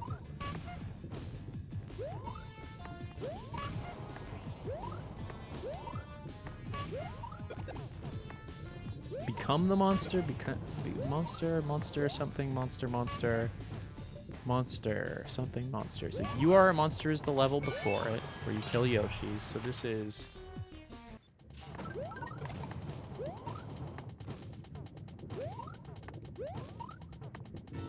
It's a tale of revenge.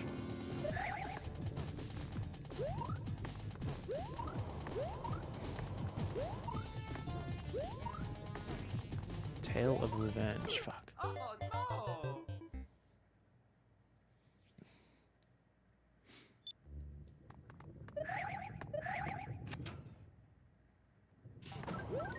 Meet your maker. True, it is Mario Maker.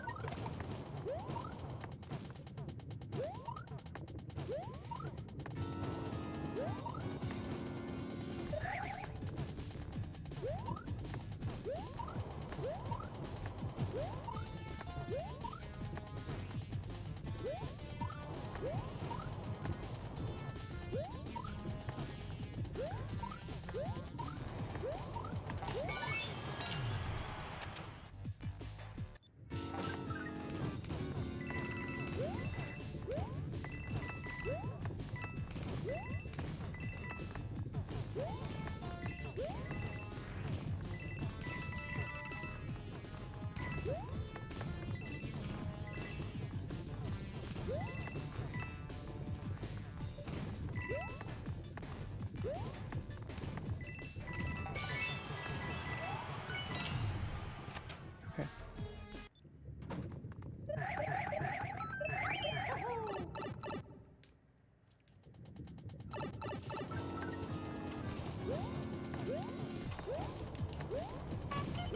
Oh no!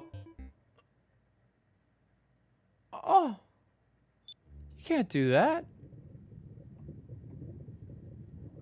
No, shrewd bitch. Thank you very much for the prime. Shit, sir, rude, physics. Oh god, you can't do that. That's not fair. The dropping cannon shooting at me, I still don't understand. I would have thought it can't do that in motion, but I guess it can, so that sucks. It happened again. It did happen again. I'm not happy about it.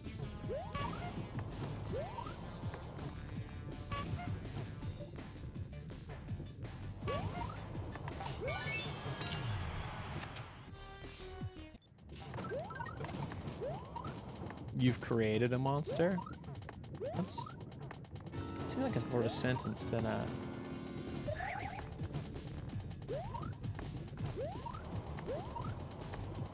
Well, I think what I'm gonna do is you'll kill red Yoshis, and then I don't know. Yoshi strikes back. Kill the witness. I mean, Oh, because he's the witness. I don't think you can use kill in a name. Because there's like, Nintendo has, they have rules, and I think like kill, maim, torture. Like I don't think I can use those kind of those kind of level names, unfortunately. The monster you created.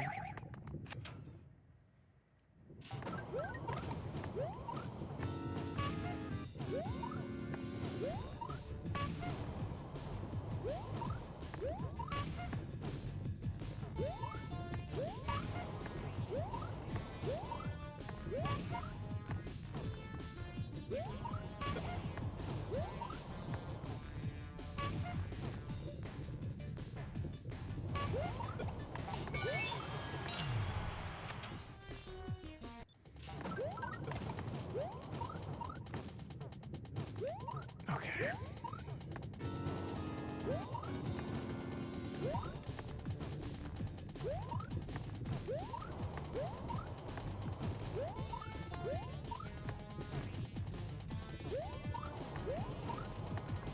All right, we've got this. I just feel the muscle memory. My memory is buff, bro. My memory is buff. Oh, I'm stupid. Whoa. My memory is not buff. Apparently, my memory is stupid.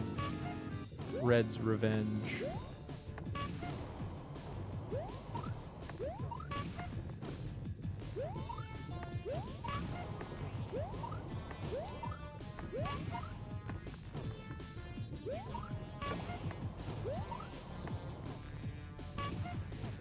I think what I'm going to do in the level before is there's going to be 2 red Yoshis, and they're going to watch. They'll be like at the beginning or at the end of the level, or like throughout the level, and they'll watch you doing this stuff. And then this is them getting back at you.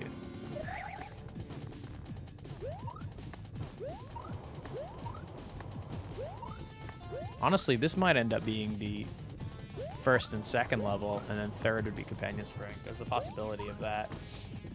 Because I have a feeling that You Are a Monster level might end up being too easy, because it's so much just like killing for fun, making people feel uncomfortable. What the what am I doing? What am I doing? I know how to do that.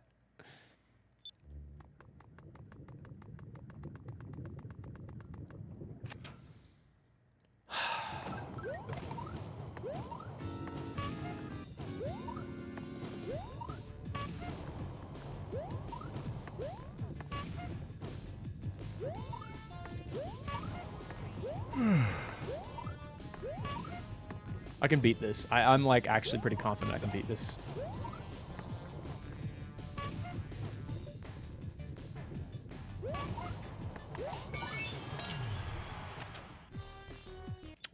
We're at 143. We made it to the boss though, so that's a good sign. Especially after that little amounts of attempts, that's actually a really good sign.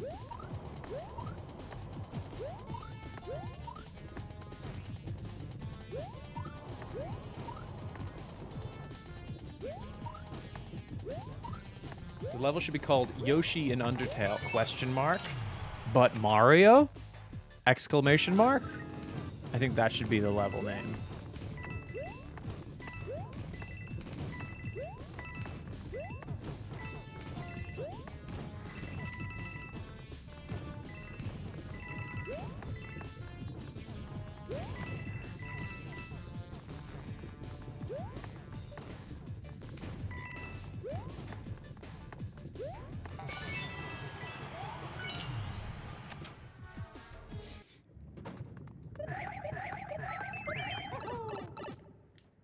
Get ready. This is it. Oh no. No! Oh no!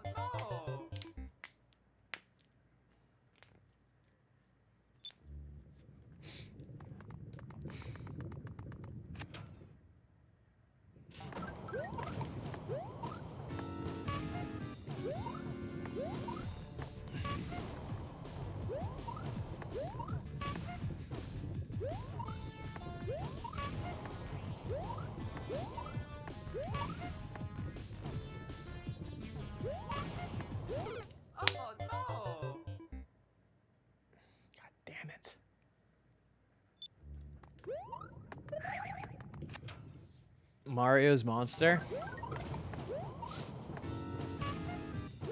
Mario's Monster is a good name.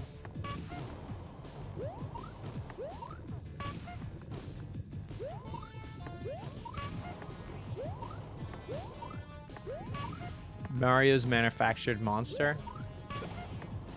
Mario's Malignant Monster. Mario's... Did you get a shiny Porygon today? Fuck! Was that today? No! Fuck, I wanted one. Shit. I slept in. Whatever, I wouldn't have got one anyway. We didn't get one last time. Didn't get a shiny Magikarp worth shit.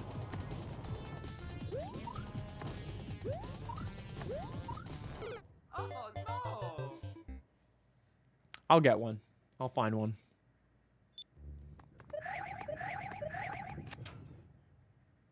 You need rest? I did get rest, dude. I slept, no joke. I slept from 1 a.m. to 6 a.m. I woke up. Kiwi was still up playing Among Us. I'm not joking. She's like addicted to it right now. And then I was like, baby, you gotta sleep eventually. And she was like, yeah, but Among Us. And I was like, okay, well, do you want to come to the couch and we can finish watching that high score documentary on Netflix about video games? She was like, all right. And then we sat on the couch with blankets, and then she fell asleep immediately, and I finished the documentary. And then I just came in here and I started working on the with Kimple on some like VTuber tech tests. Oh damn, I'm actually survived that. Some VTuber tech tests. I actually did it. Do you want to see a VTuber tech test? Obviously, like the idea I have is a lot more complicated. The one I told you about, having like two characters on screen at the same time that are simultaneously playing the same game on one stream. But like I did this as a little test. This is no arms, by the way. Okay. I made a Mario. So no hand tracking, Mario. and that the face isn't quite finished yet. It's a Mario. I made it. I made this Mario. No one else has made this Mario. This is my Mario that I have made in Mario Maker. I'm stuffy. I've got allergies today. I'm doing okay though. Look at me. Look at me. I'm amazing at Mario. Golden God at Mario. Nobody's better than me at Mario, except most people. Boom. What do you think of that?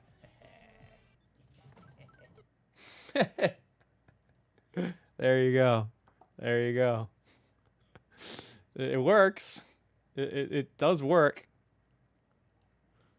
But obviously, like, what I want to do is a little different. Actually, I made that Mario. Very quiet. Yeah, Gibi was asleep. I was just testing the rig.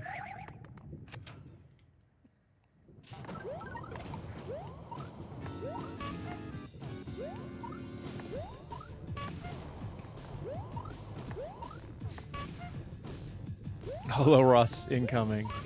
Here's the thing. I don't know how, like, those... And this is maybe some people in chat could explain to me, because, like, my background's VR. VTubing is just kind of like something that... I don't know if I'm looking into doing it as, like, my main thing, but, like, I very much want to experiment with it, hybridized with, like, the VR stuff. I guess my question is... These, like, HoloLives and HoloStars and all this stuff, they audition for positions, especially in the English one. That's what I've gathered, correct? Like, that's how it works, right? Yes. Okay. So with that in mind, like, they are corporate, exactly. So joining these groups, you'd be giving like a big chunk of your earnings to be a part of that organization. So like that makes me think that like you'd be paid a salary to be the actress or actor. Yeah, I know it's like a J Idol group. I'm well aware. But they have the English ones now. So do they have the same contract system? Like, how does that work? Like, obviously, like, I already have a platform that's quite large. Like, I really wouldn't have to, you know, bend over to, like, some VTuber talent agency. Like, I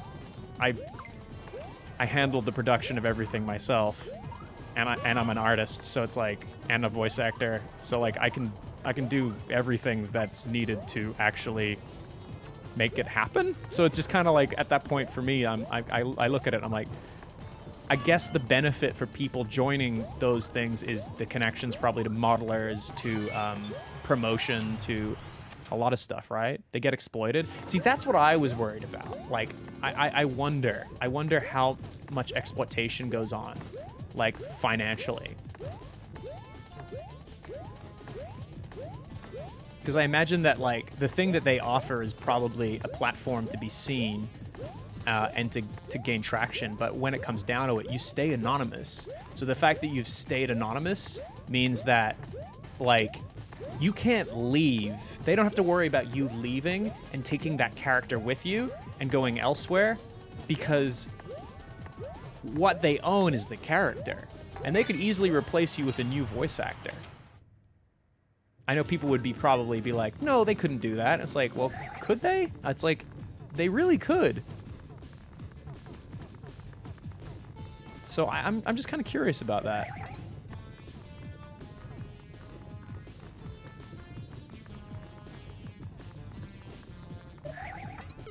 Damn it. Oh no!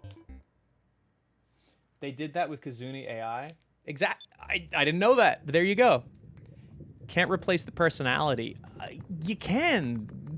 Do you have any idea how many cartoon characters have had their voices replaced countless times, and people barely notice, and most people don't care? When they're getting, like, when they're, you know, following a character, it's a lot different to following an individual. Like, if I'm trying to think of a good example.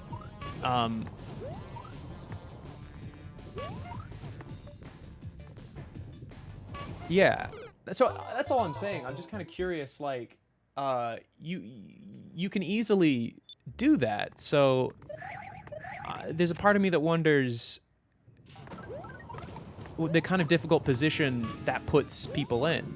Because here's the thing, right? Like, as you guys know, like, Game Grumps, right? Like, at any point, I walk away from Game Grumps, I bring with me a portfolio of, like, stuff I've done, my personality, my identity, my social media following. But when you're a VTuber and you're doing that, and you walk away from, like, a group like that, you are losing that character, because the rights are most definitely owned by that organization. And you can just be replaced, and they legally can replace you, because as far as they look at it, I'm sure the contract is probably you as an actor for a character, not you are the character, right? So I don't know. I worry that whole thing is probably exploitative. And if I was doing like a VTubing thing more regularly, if I ever, like, felt like doing that, or at least, you know, the experimental tech test thing that I want to do with Giwi, I don't think I'd ever want to sign with some kind of group like that unless. No, I wouldn't. I wouldn't. Here's the thing. Why would I? Why would I? Like, yeah, why would I? Why the fuck would I? Like, why would I? I have nothing to gain from that.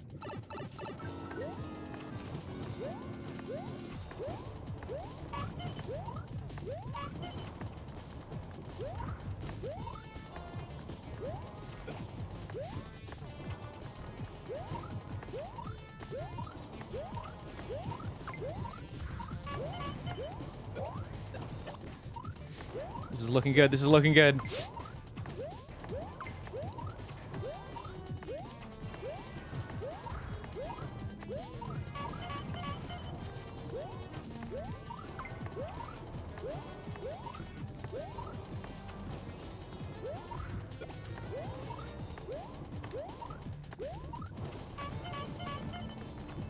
Oh, so close.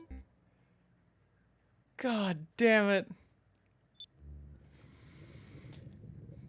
You have no need to establish an audience. I mean, here's the thing. Like, as I, like, slowly pulled away from Game Grumps and I, like, started doing my own thing, I wasn't worried for a minute that it would work out. Because, like, people know who I am, and, like, starting a new YouTube channel this year and, you know, really leaning into doing Twitch full-time, there was never a doubt in my mind that it would work out. But yeah, I think about, like, other people who maybe, like, join YouTuber groups or, yeah, like, unless you suck. I mean, here's the thing. Recognition, once you have it, especially once you have a social media following, unless you're, you know, not really looking to continue it, I don't know. Is Game Grumps still going? Yeah, it's still going. It's still going. Denny and Aaron are still doing it. I have very little involvement in Game Grumps these days. I'm still extremely close with everybody. But as far as things go, like, mostly we're just pitching the cartoon that I developed at Game Grumps around, which is, I can tell you right now, has been hard. Like, trying to pitch a cartoon about video games during a pandemic. Oh my God. Not being able to go to talk to people in person, it's rough. It's rough. Unprecedented time, honestly. But that being said, I'm so glad that you know, I'm enjoying streaming as much as I have, because, like, this has been just the best. And I've only been doing it full time for about a year now. Yeah, I think it's been a year. Been about a year. And I did take a big break when my mom's cancer started cropping up, and it was a bit difficult to, like, recover from that. In terms of like, because the thing about Twitch is it's a bit of a treadmill, much like how I'm running on it right here, right? After a month, you might be here on the treadmill, but then you take a break, you end up here on the treadmill. You know what I mean?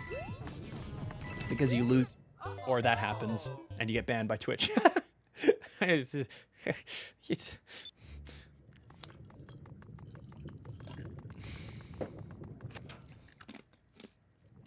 because you don't keep a lot of your subs, so when you take a break, you can lose a lot of that progress. Although you'll have the followers to bring it back, it can sometimes, you know. Somehow Game Grumps ended up playing themselves in porn game House Party. Yeah. I don't know how that came about, but I guess they played... There's a censored version that's more suitable for YouTube, but, like, I guess they got... The creators saw them playing the censored version of the game, and then... Yeah. It's weird shit. Weird shit.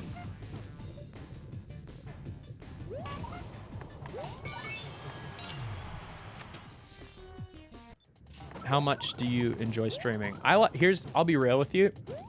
I think the best content that I've ever created has been in the past year of me streaming. Hands down, without a doubt.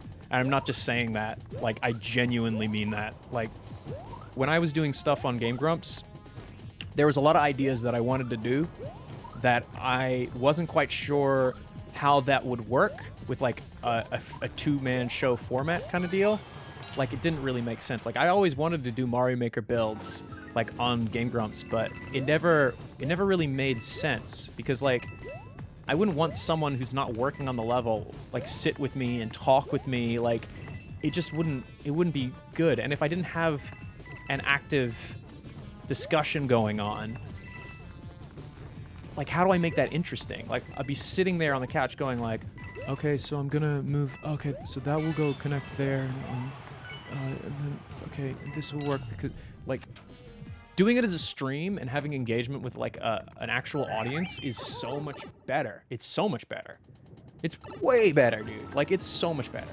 Like it's exactly what I wanted to do, and it allows me to make that content that I wanted to do from the first, like from the get-go. In fact, me and Gerard made a level together that was used for a Game Grumps Live, and we recorded it, and I just remember thinking about that room, and I was just like, it just didn't feel like, it didn't feel right. It felt like, and it wasn't for any fault of me or Gerard, it just felt a little soulless. Suddenly. I don't know, so it just like, I just don't think that building levels, because it's such a long process, it didn't really work with, you know, with that traditional like early 2010s Let's Play format. Like it just didn't work. And then when I brought it to Twitch and started trying to figure out how it could be done there, it made a lot more sense because it's like you're workshopping ideas with a chat with like thousands of people and like really sticking your brains together. I personally think it feels better. I like it a lot more. It's a lot more chill. Yeah, exactly. And also like having the collective minds of, you know, an entire chat to assist when, you know, you hit a wall is quite nice. Honestly, it's really made me want to seriously get into game development. Although I don't know how I would do game development, like doing art assets and stuff, and stream it, because I feel like that's something that would be very interesting. I think what I've thought about doing, if I wanted to develop like an actual game on stream, I think what I would probably consider doing is making an animation like of the game in motion. You get what I mean? Like a working prototype of like with temporary assets of a game. Do that on stream, and then Game Maker. Well, yeah, I know Game Maker, but I'm just saying like basically like a prototype to show like this is how it should move and this is how the character should feel. Because I've had a lot of ideas I've wanted to develop.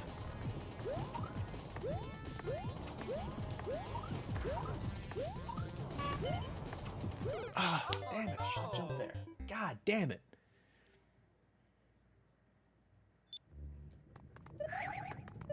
Dreams? I haven't really tried making anything in Dreams yet. I'd be interested.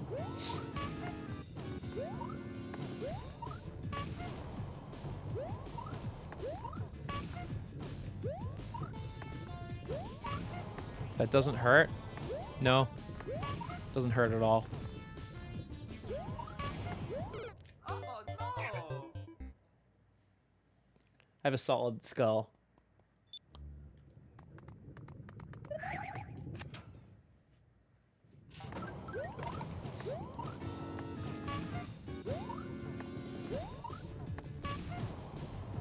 I actually think that the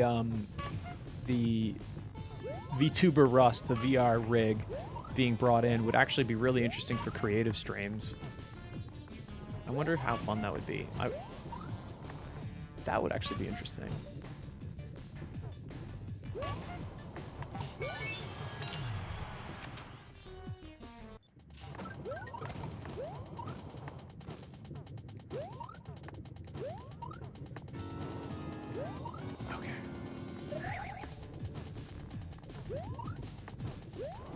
So I was talking to Zentrea. Yeah, someone pinged them about some questions I had, and they answered. It's cool.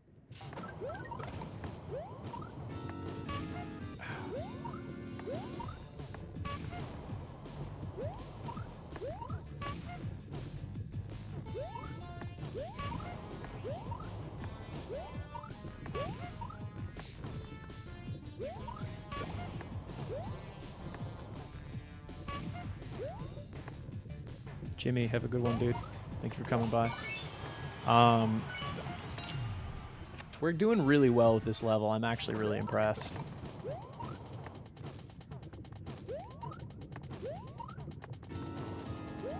There is no doubt in my mind that it can be beaten.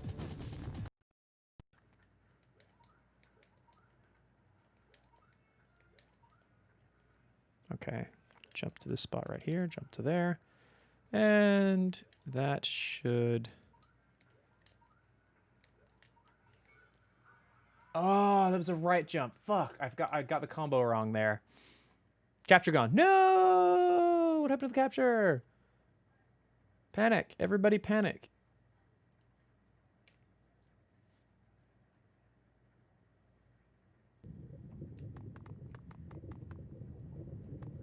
Oh no!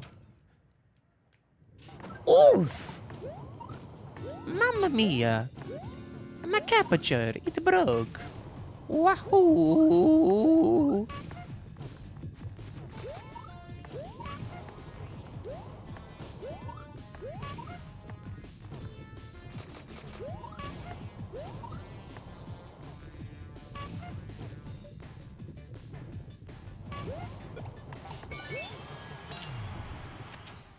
We got this. We got this. I'm telling you, we got this. This room big hard.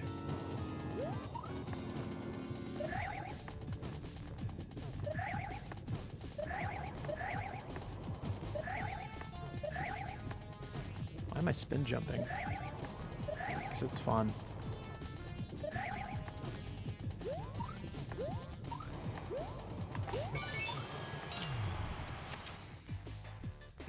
Mamma mia, I'm gonna win. Whoa!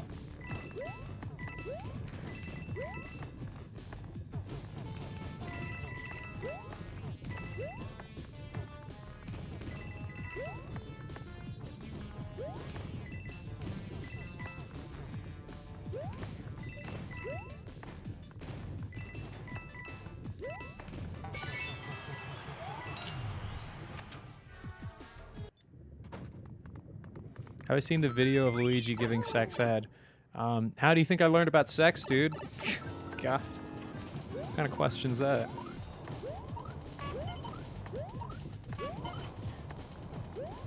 If you're gonna learn about sex, you better learn it from Luigi, a man that clearly has it on the regular. Was it? There really was this, like was there really a Nintendo sex ed thing? Oh no!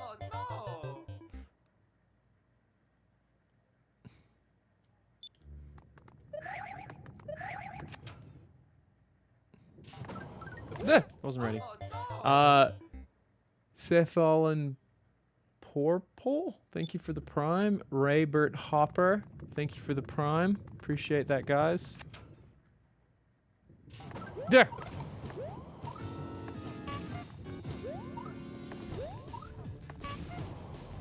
If we don't get this today, I'm pretty confident we'll get it tomorrow.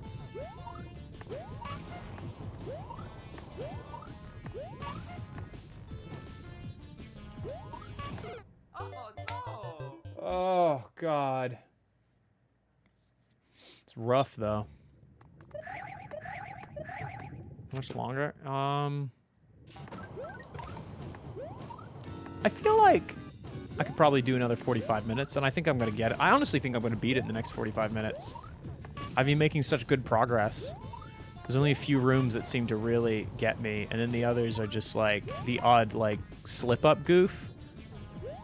Like I think I'll find the balance. You know, actually, hold on. I'm gonna sit up a little bit more. Get gamer posed.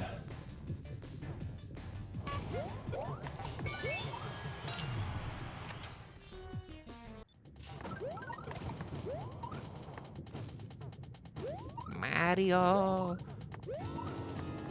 Whoa. Whoa. Okay. Hyper focus, hyper focus.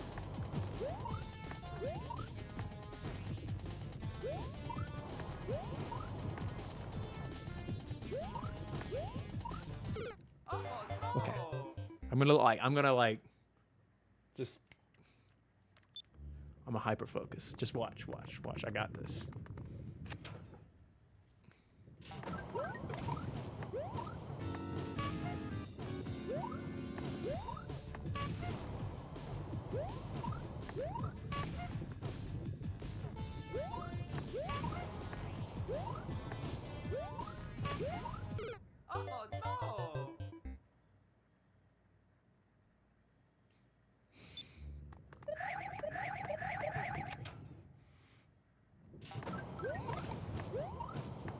You got links, you gotta give them to mods, guys. Only mods can post links.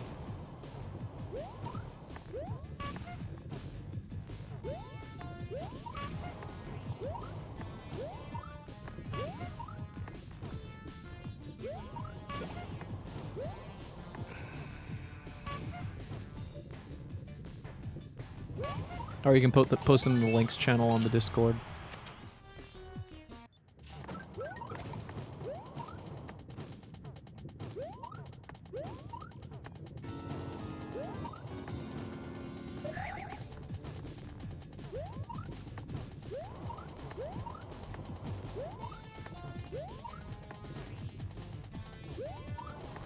Oh no!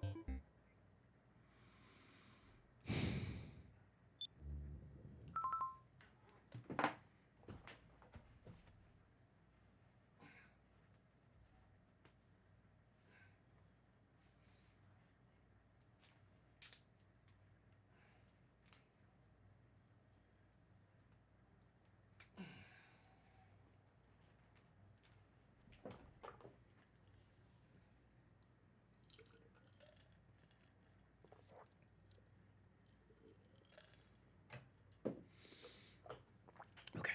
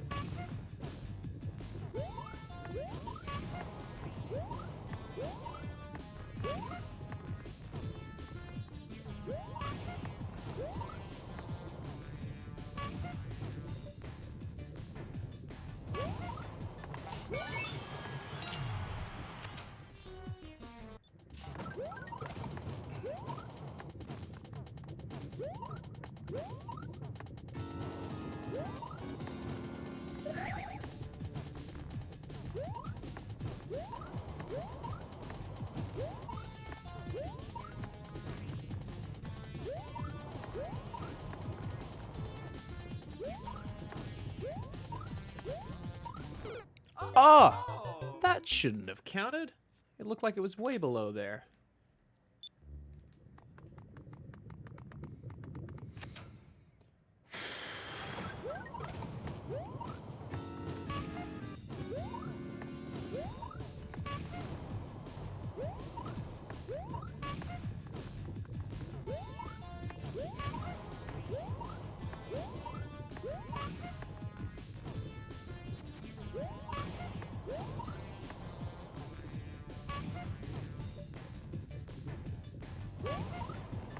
Do I ever do laps when I'm in the pool?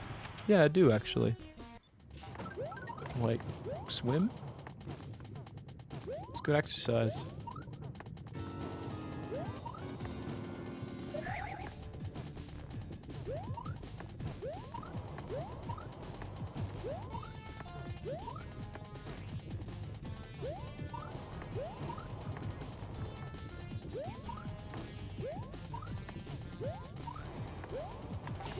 Oh no! It just unlocked.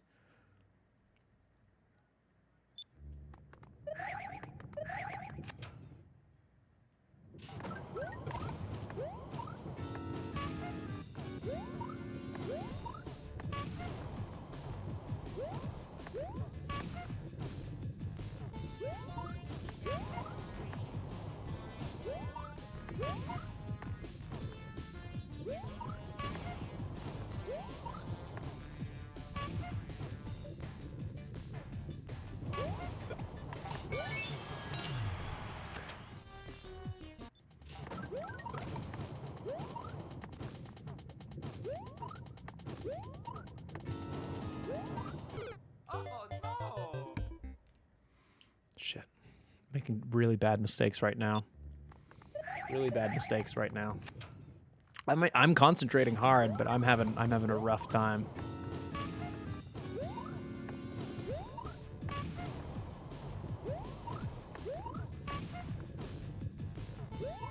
And also, thank you to everybody on the East Coast who's still here. I know it's late. I appreciate it.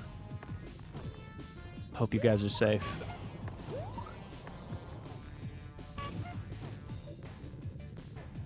Sorry that my streams have been a little bit all over the place in terms of timeline. Do appreciate you guys coming by. Thank you.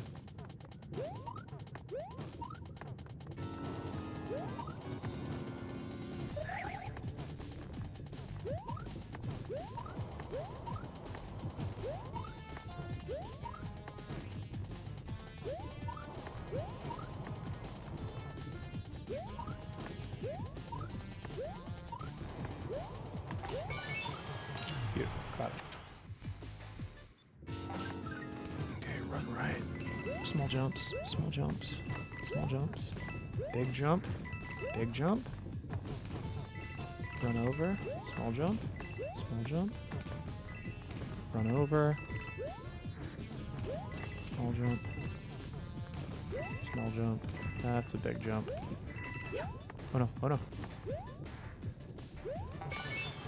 Oh no.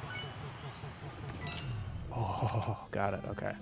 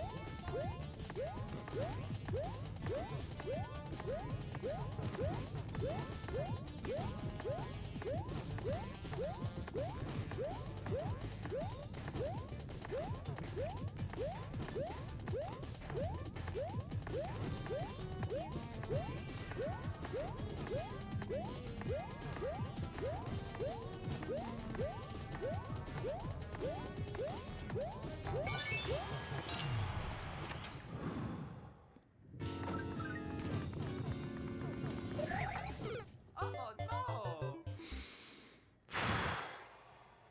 Shit. That sucks. That hurt, that hurt. That really hurt.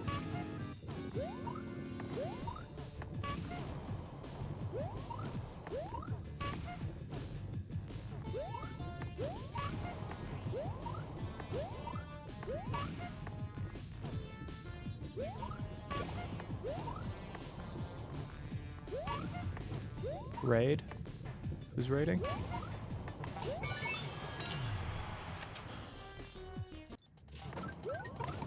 Think of wombats? That's right. I didn't think of wombats.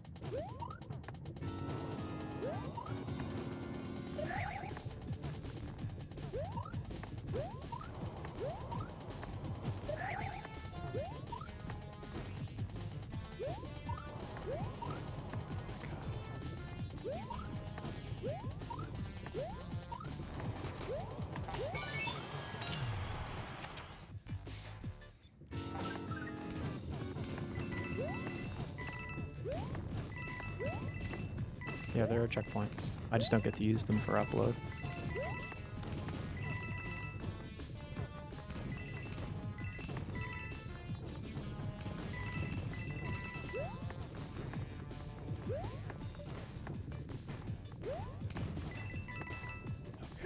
No! Oh!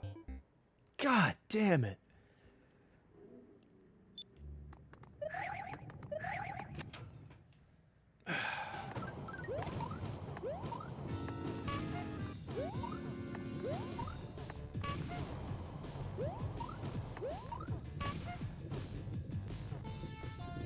You read that Among Us 2 will have roles like Town of Salem? Yeah, I've had discussions about that on stream about what I thought they could be.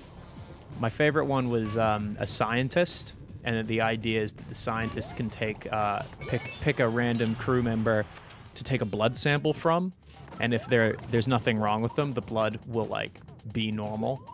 But if they're an imposter, the blood is like alive and like tries to crawl away and kills the scientist if the scientist is correct. Just something really funny, you know? Or but like it's like, yeah, that wouldn't that be fun? Wouldn't that be a cool role? Like head chief scientist. There's gonna be Among Us 2. Yeah, they're not updating the game. They're just making a sequel. Another role I'd love to see. I think that'd actually be really funny. Like the how about this, right? The scientist role. You have you take a blood sample, and if they're an imposter, you stare at the blood for a little while, and there's a slight chance, a very slight chance, that the if they are an imposter, so let's say you're not sure, right? You don't know for sure, and you're just doing a blood sample. That there's like an interactive mini game where you have to like hit the duck button, right? Like flinch, duck, so that when you see it move, the blood move, you have like a split second to react, or the blood will spike you and kill you. But if you're like really quick, the scientist could actually dodge out of the way of the blood. So it'd be a really tense mini game with like an ambiance of just like, is the blood gonna be alive, or is the blood gonna be damn it, or is the blood gonna be like kill you? And if the blood does like a fucking staring match at it, and then the blood activates and spikes you, and you gotta duck at the right time. That'd be so cool. I think that would be really funny, because if someone, a scientist, was like, oh, he's innocent, and then the blood spiked him, you know, like, that'd be amazing.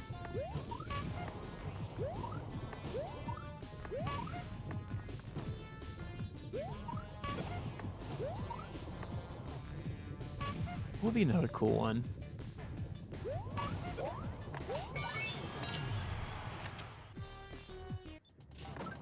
Why you say F word? Why? Because I'm an adult, and adults are allowed to swear because we can drive. That's why adults swear. If you can't drive, you're not allowed to swear. Swear words are for people who can drive. Medic would be cool. I think medic can, like, if they find a body that died at a certain... Nah, that actually might break. I was thinking, like, maybe you could build a mechanic where, like, the medic finds a dead body, they can resuscitate them by sticking their head back on, like with tape. If the body is, like, only just died, or, like, maybe died 10 seconds ago. I wonder. Necromancer. I definitely want some more roles that are actually, like, not town. I think that'd be really cool.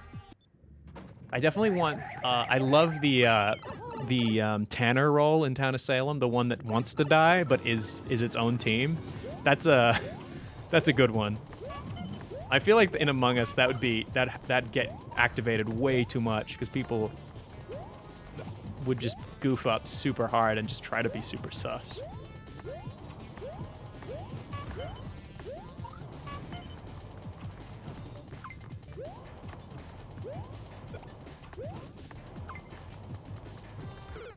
Oh, I didn't see him. What about an alien role? Well, I mean, that's what the imposter is. They are an alien. I mean, it'd be cool. You know, it'd be really cool. An alien role where you're not an imposter. You're just a straight up alien. Is that what you mean? Like an alien that goes in the vents and stuff, and like there actually is like a full blown alien on the ship, or someone who gets like a robot. Like, you know, like Danger Robinson family, like a robot that can fight back and actually kill. Like, you have to avoid that role because it can actually kill if it sees an imposter, its cannons or guns can activate, and then it can actually kill people. That would be pretty cool. Sorry, I was thinking about Among Us. Didn't even jump through. Like a kill bot. That'd be fun. And it has to witness a murder to go to go kill mode.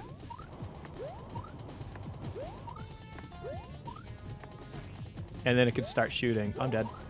Oh, damn it. Oh no!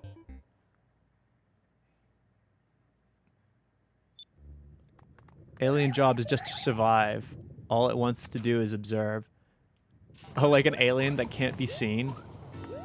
I kind of love the idea of a xenomorph that, like, is like a combination between a xenomorph and a predator.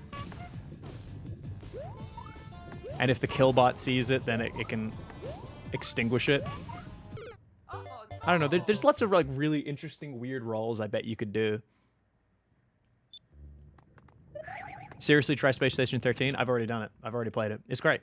That's kind of what I'm thinking of, like, inspiration-wise. Like, there's so many good things in Space Station 13, except, like, obviously, the graphics are ass.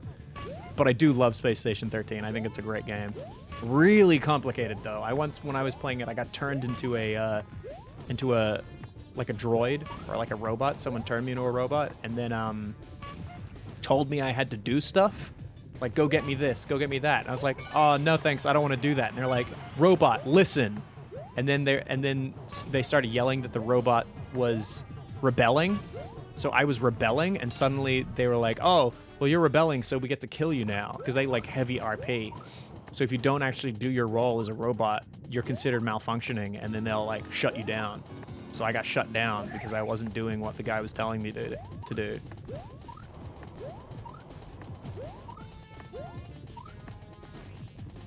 It's a cool game. It's pretty similar to Among Us. It's a lot more complicated, though.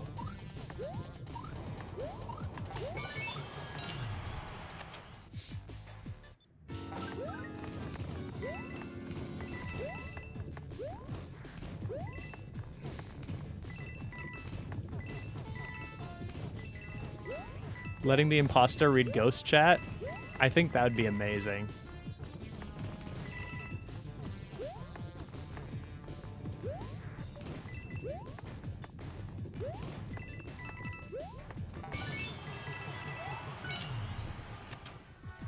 What do I think of WoW? It's good. I mean, I've been a long time WoW fan. I think I had some problems with it, but I think every time a new expansion comes out, I'll probably try it out. I'll probably try out Shadowlands when it comes out. Will I stream it? Oh, that's so unfortunate. Maybe. I don't really know if people want to watch me play WoW on stream. I mean, I know you guys watch me play Classic, but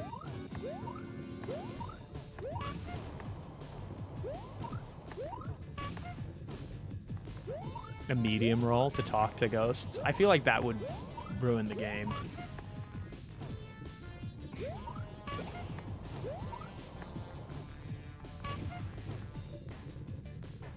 If the medium role was done in a way that was like, if you found a body, you could see the killer, but not their color. You could see the killer and what the killer did. Like, it records what happened in the room of, like, when the person died. So, like, when they walk up to the body, they can be like, oh, body. And then, like, play back an animation of everything that happened in that room before the death. But none of the colors are shown. You just have, like, okay, well, the killer did this, and then walked down that way.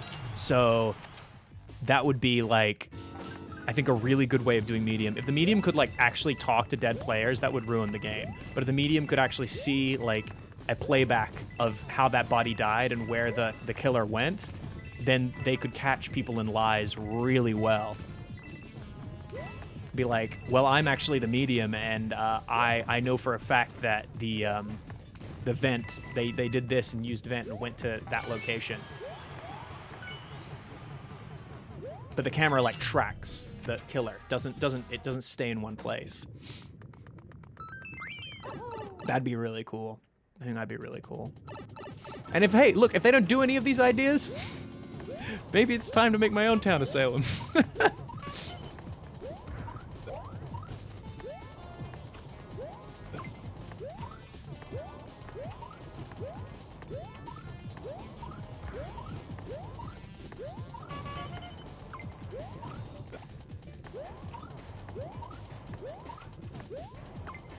Oh, I hit jump.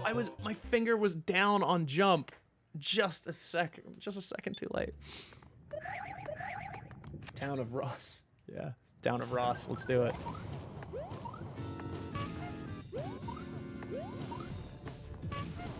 If I was to do a game like that, I think the aesthetic I would go for is like probably like medieval fantasy. I think that'd be really fun. And everybody is like are like peasants that have to like pick up like shovel cow shit and do like really disgusting tasks, and everyone's really smelly, and then one person's like a knight, and one person's like the tax collector, and then one person's like the town drunk. I think that'd be really fun, and all the like tasks would be like very like Monty Python, like very silly. I think that'd be really fun. I'd love to see a game like that. Did I see Jaden Animation stream? Yeah, I tuned in for a little bit. Watched a bit of Jaden streaming. She's killing it. People love her on Twitch. Like, my God. Doesn't surprise me. Doesn't surprise me her debut on Twitch would be a killer one. I was actually the one that helped her sort out OBS and everything early on when she was talking about doing the Nuzlocke on Twitch. I'm glad it worked out.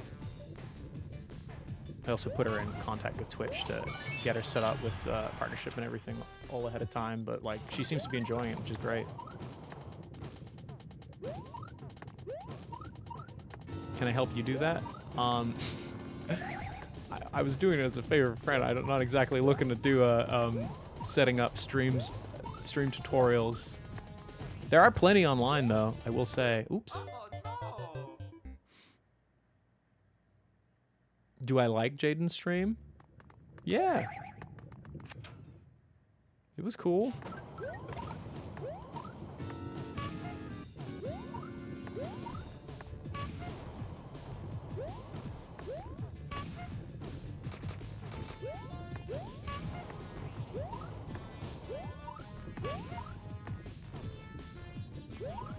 Oh my God.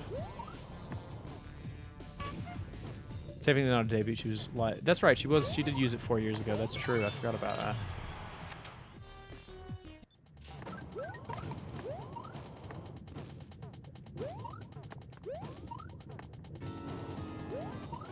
Oh no! This is driving me crazy, guys.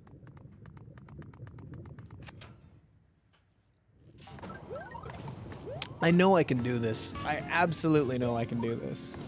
I just have to get that one perfect run. That one perfect run.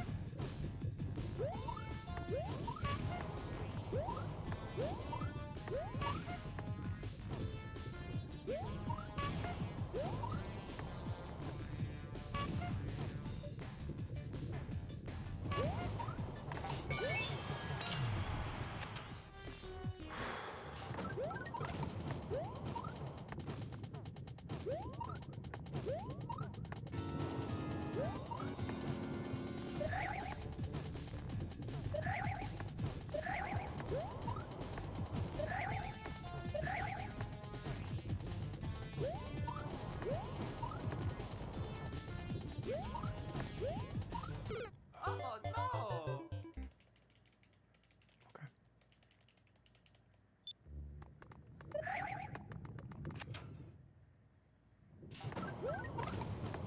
Ross, do you find it weird that people say that they're falling asleep to you? No, not at all. There's something meditative about like these kind of long things. Although I feel bad for them when I especially screw up super hard and yell at the top of my lungs.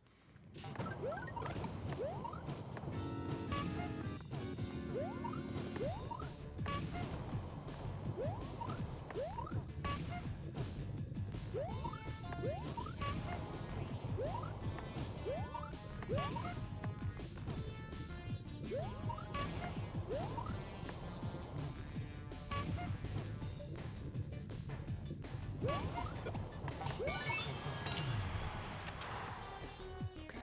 I have made it to the boss, so that's really positive. Generally, if I... Sending you Big E revives. Thank you. Become epic. I will become epic. Thank you. That generally is a good sign that I'll have the level beaten at least in the next day or so. I might be able to beat this tonight, maybe.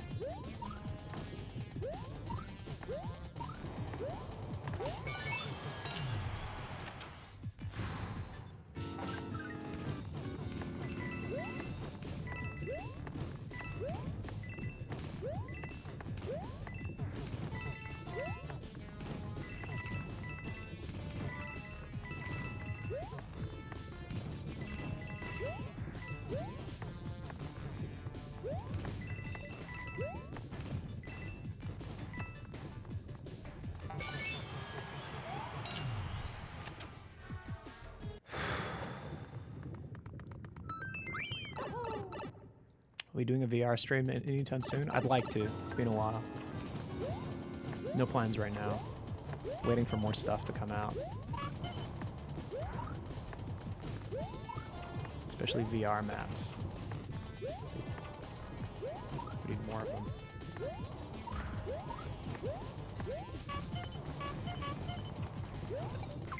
What? What?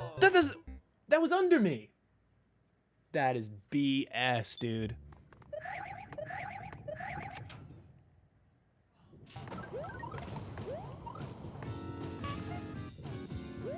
Okay. That's not fair. That's not fair at all.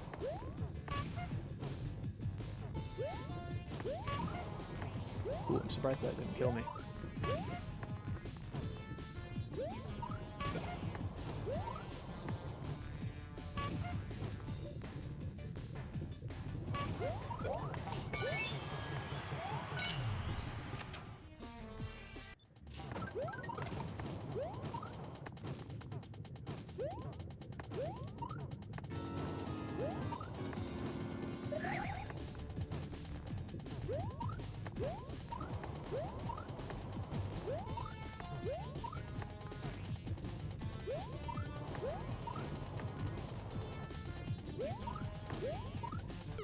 Oh no! I was supposed to do the jump around. No.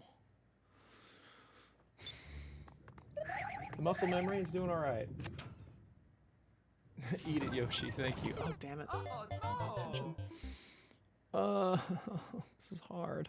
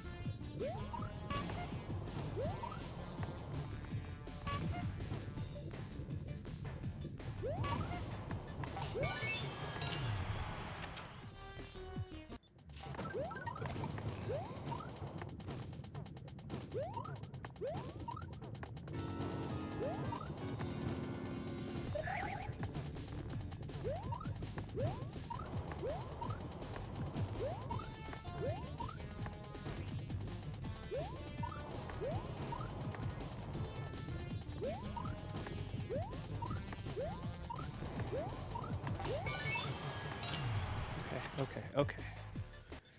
Oh no! Oh shit! I always forget that bit's next. I thought it was the hallway.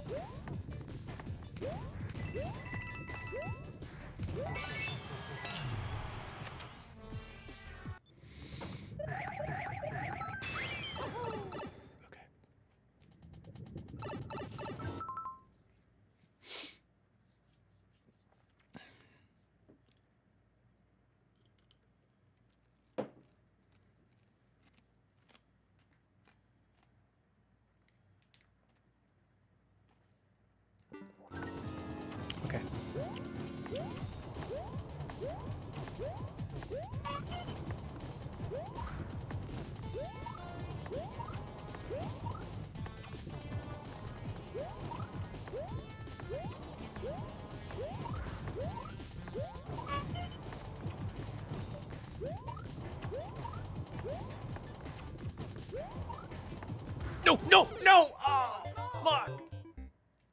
No! Ah, shit.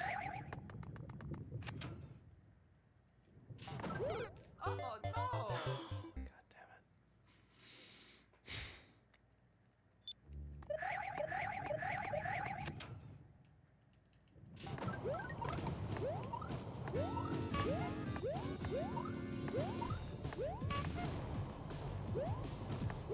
Oh no!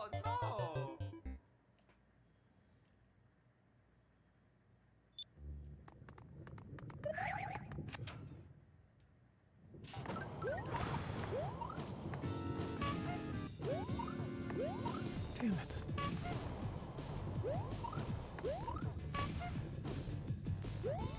This is hard. But at least there is a pattern to it. Like, once you know the pattern, it is doable.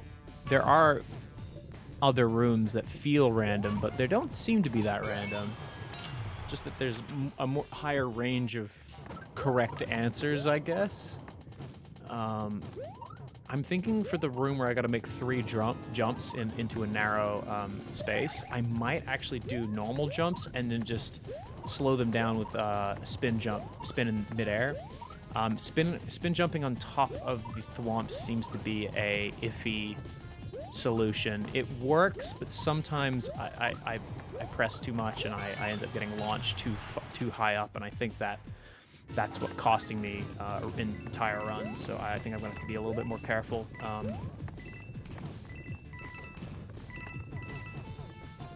A group of wombats is called a wisdom. We all could use a little wisdom in these trying times, my friends. All right, I've got this. I've got this. I've got this.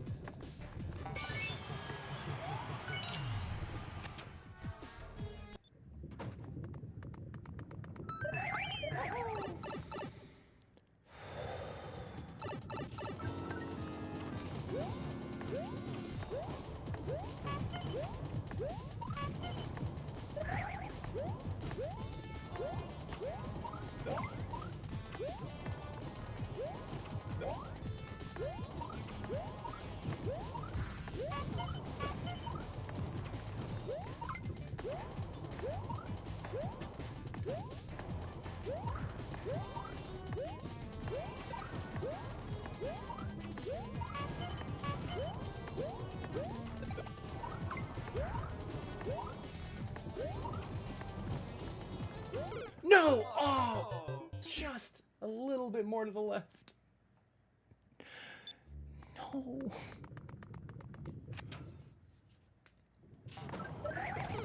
Oh, right up the butt. Right up the butt. Right up the butt. Right up the butt.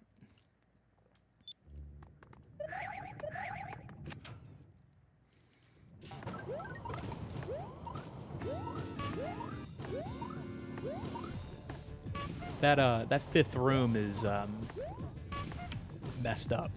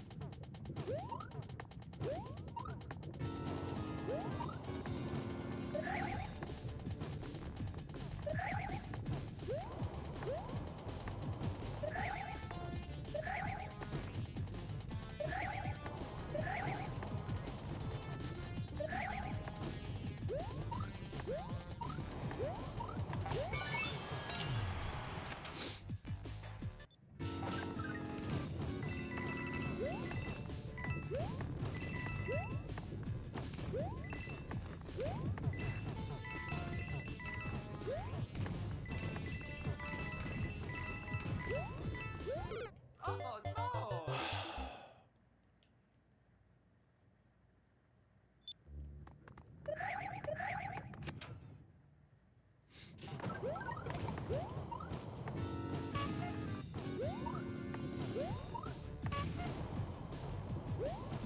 Oh no! Miserable, dude. Miserable. How long do I usually stream? 3 to 4 hours. Probably 3 tonight. I go longer depending on how I'm feeling, honestly. I'm doing okay. I have gotten to the boss, so I feel pretty good about beating this one. We'll see if I get lucky.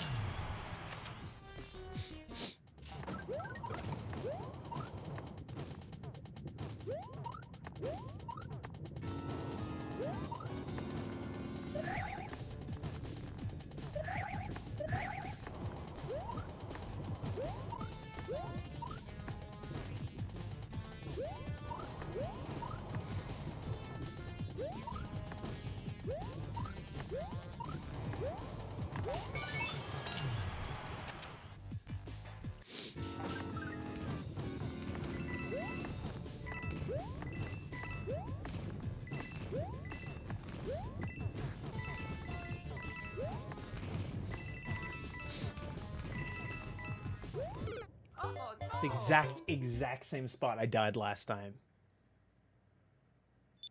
Miserable.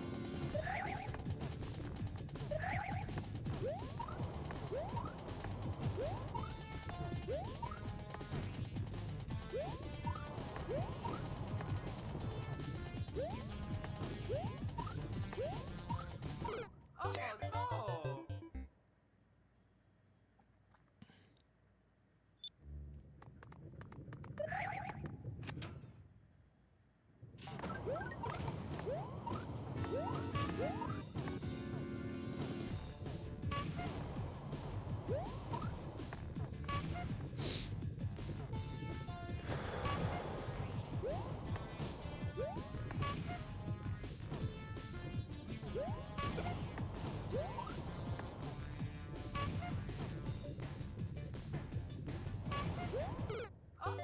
Oh no! Oh my god. This is misery.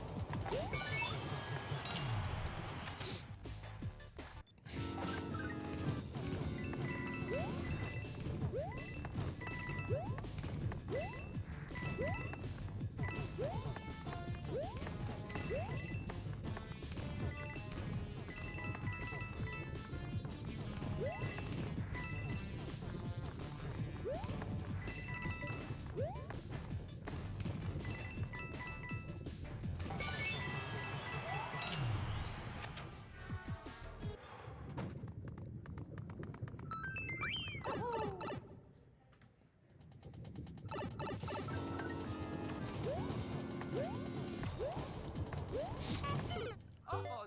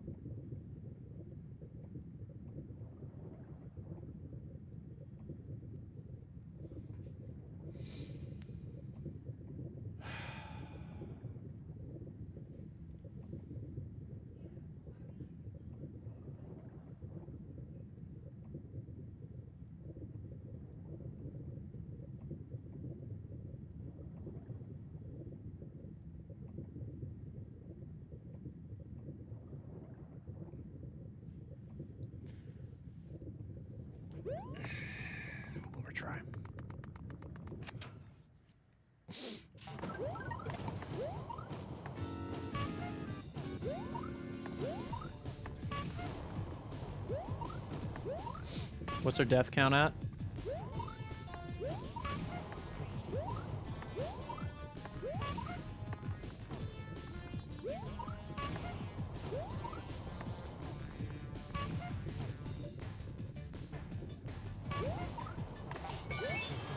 Death count? Anybody?